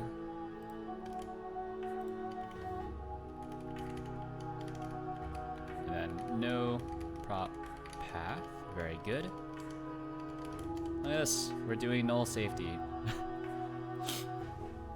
Since we really only load in props whenever you change your model or on program load, so it doesn't happen that often, right? So if not dictionary has parent transform, then we'll do the same thing. Let's just grab this, slap it into there, and then lastly, if not dictionary has child transform, which is the actual prop, by the way, we'll do this. So invalid prop data, no parent transform, no child transform.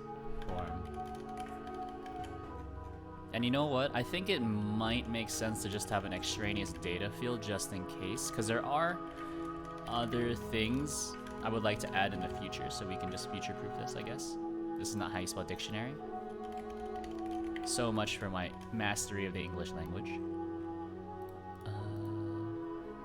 So if not dictionary has parent transform, then blah blah blah. Otherwise, parent transform equals dictionary. Oh no, you can't do this. You have to use JSON util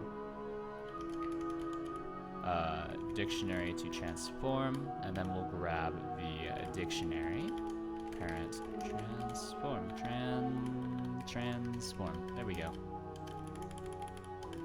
Grab all of that. Var child transform.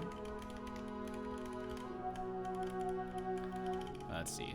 This will be child transform, and then now we have all the ingredients we need in order to generate our node, our prop, and also generate a toggle, right?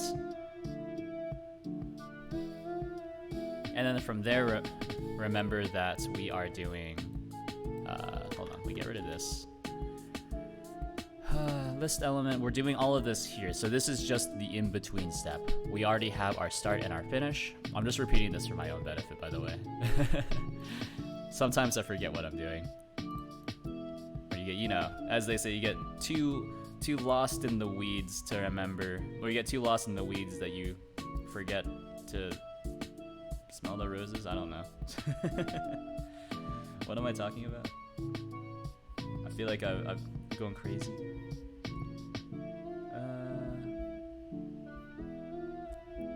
So let's see. So this is our prop, this is our toggle. So we need to generate our prop. Our prop will be some sort of node. Yeah. So we'll do var prop parent, which is some sort of spatial. So we do spatial new, easy enough. And then we do need to apply the parent transform to it. Prop parent dot transform is equal to parent transform. Oh, and actually we can simplify this by doing this. Boom, take out this step. Child transform will also grab this at some point, but hold on. So that's our prop parent. Now we need to do var prop This is our actual prop, but this is the prop child, I guess, which I cannot guarantee what it will be, so we'll just call it a node, because it will be added to the scene tree. Then we'll hit it with a, let's do like a resource loader dot load the prop path, right? So we can't take the shortcut here because we do need to store the prop path, so whenever we save again, we'll just follow the same process. It's a bit wasteful, but who cares? So we load this resource, and then we will... Can I just do as node? Oh, that's tough.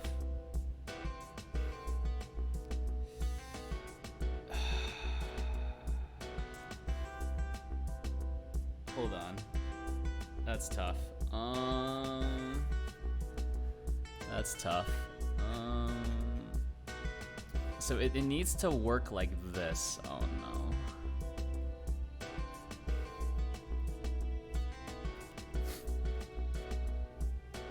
Oh no.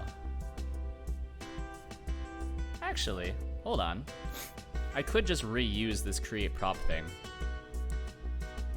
Oh, but no, this is in prop data.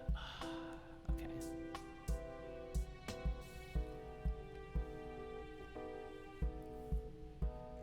He's thinking. He's thinking. So I would like to reuse it. However,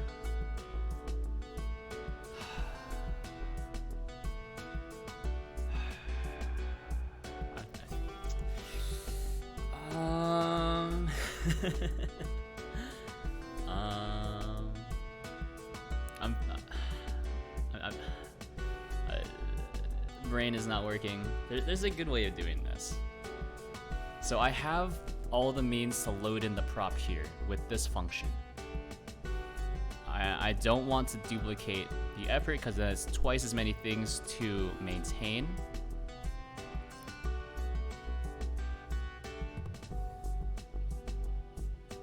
Also, this is wrong.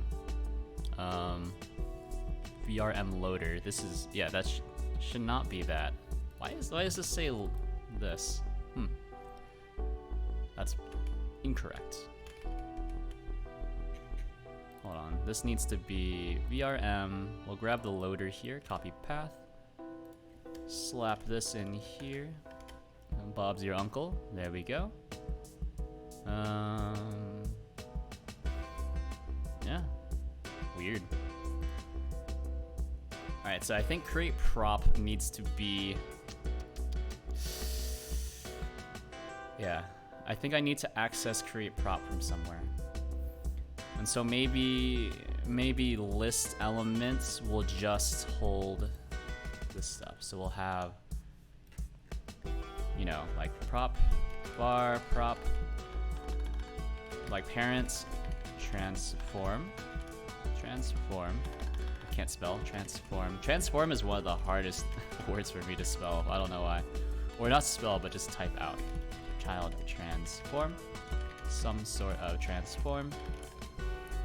Right. Then we'll do parent transform, and then child transform. No more prop parents, and then no more prop child. And I think that'll do it, I think, right? And bear with me. The idea is that I will just store all this data on the prop data, and then in the list elements, right? We have our prop data now. We can do parents dot creates create prop, something like that. So we'll go back to GUI. We'll grab this entire function. We'll rename it to just regular create prop. Remove the underscore, just so it makes a bit more sense. Oh no, what happened?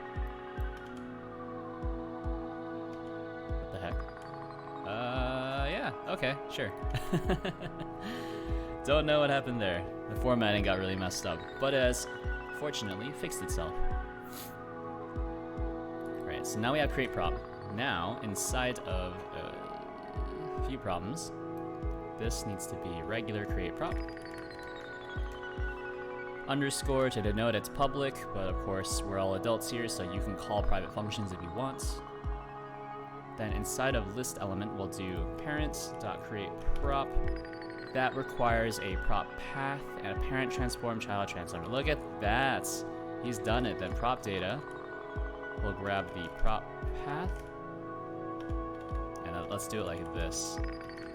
Oh baby, Java style. Prop data.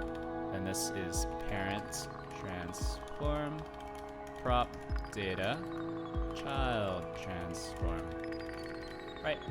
And then this all exists inside of our prop data.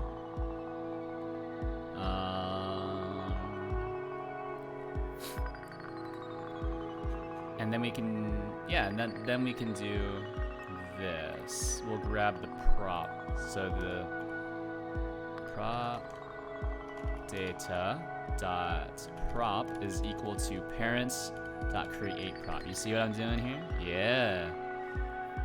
So instead of creating all this stuff inside of here, let me change this because this is no longer correct. And we also don't need this comment anymore. Look at that. It's beautiful. Somehow I have accidentally stumbled into a better solution. Hooray. So now prop data is just basically like a struct that contains this data. I think that's a good way of thinking about it.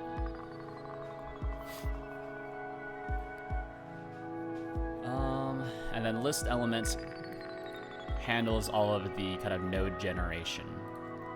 And so here we have prop data, prop. Now we just need to do the last thing, which is generate the toggle, which is the hardest part, unfortunately.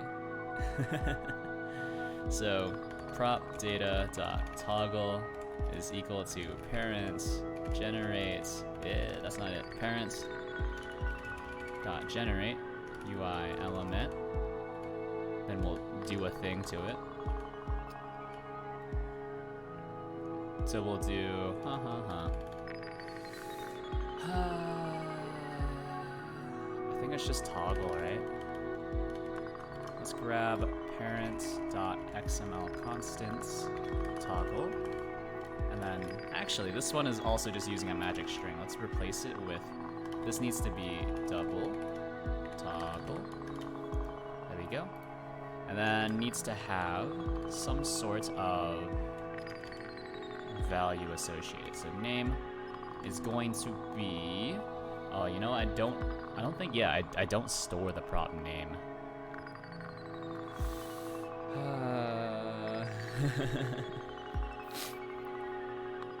I think we can still do this. That's not valid, but name. So to do generate toggle. So we need to also have some sort of event.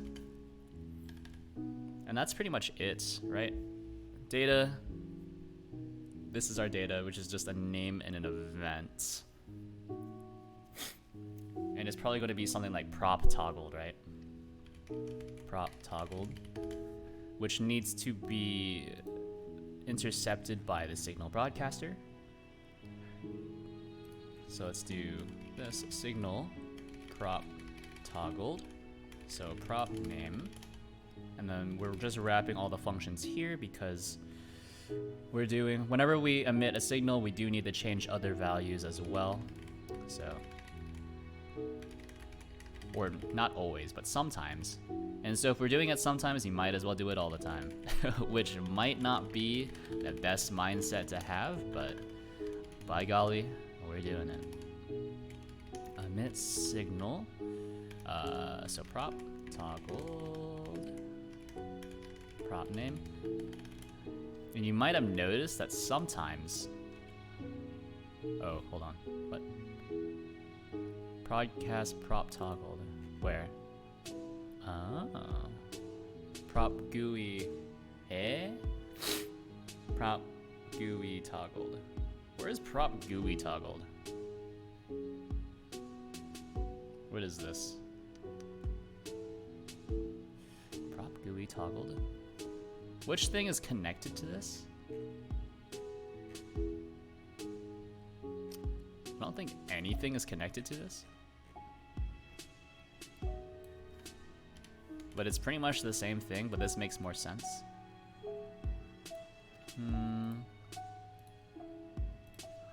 Alright, prop GUI toggled. Oh no. Load prop information, so... Oh no. Oh no.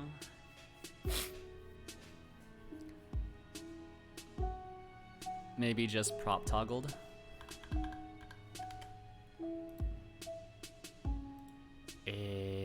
Yes. I think that's right. Oh, and you know what? I am super over time. So, I think I'm going to end it here for now. Probably not in such a kind of bizarre choice of words, but let's do this really fast. We'll do git status. Where are we at? Git add all. Git commit. Start working on prop stuff. Let's see. Prop list elements. Let's push it to the branch.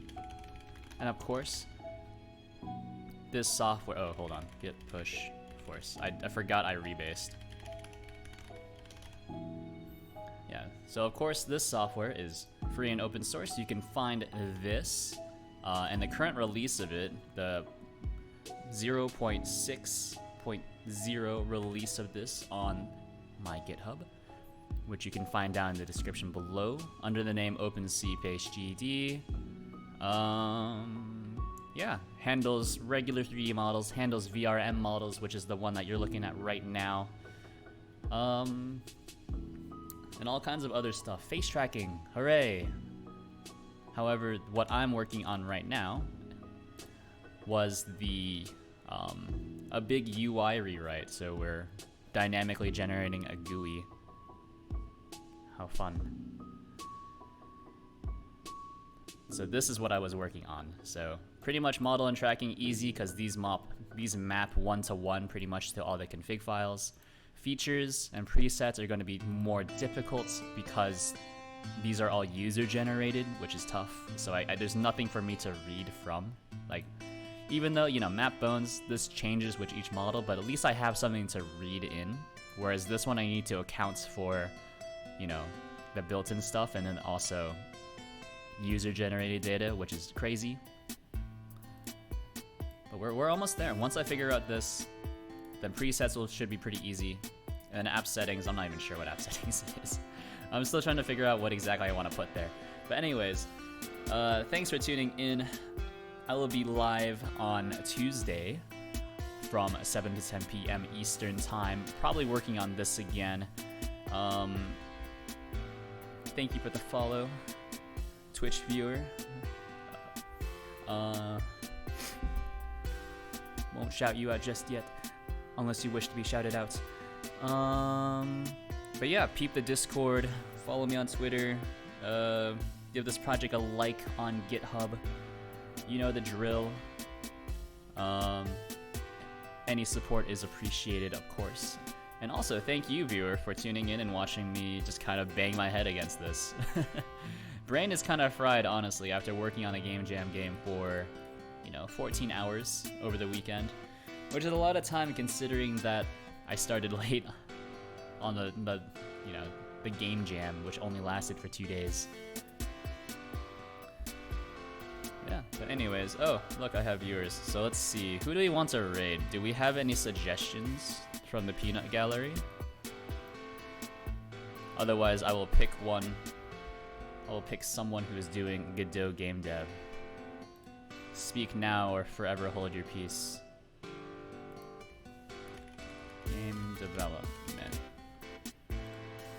Let's see, who's doing game development and doesn't have like a million viewers. So there's, oh, someone's doing Rust. Rust is nice, but it's also somewhat difficult to to figure out, to be fair. Anyone doing game dev, Godot? Everyone's just doing Unity, man. Where all my Godots at? Let me see. Someone's doing an MMORPG? That sounds cool.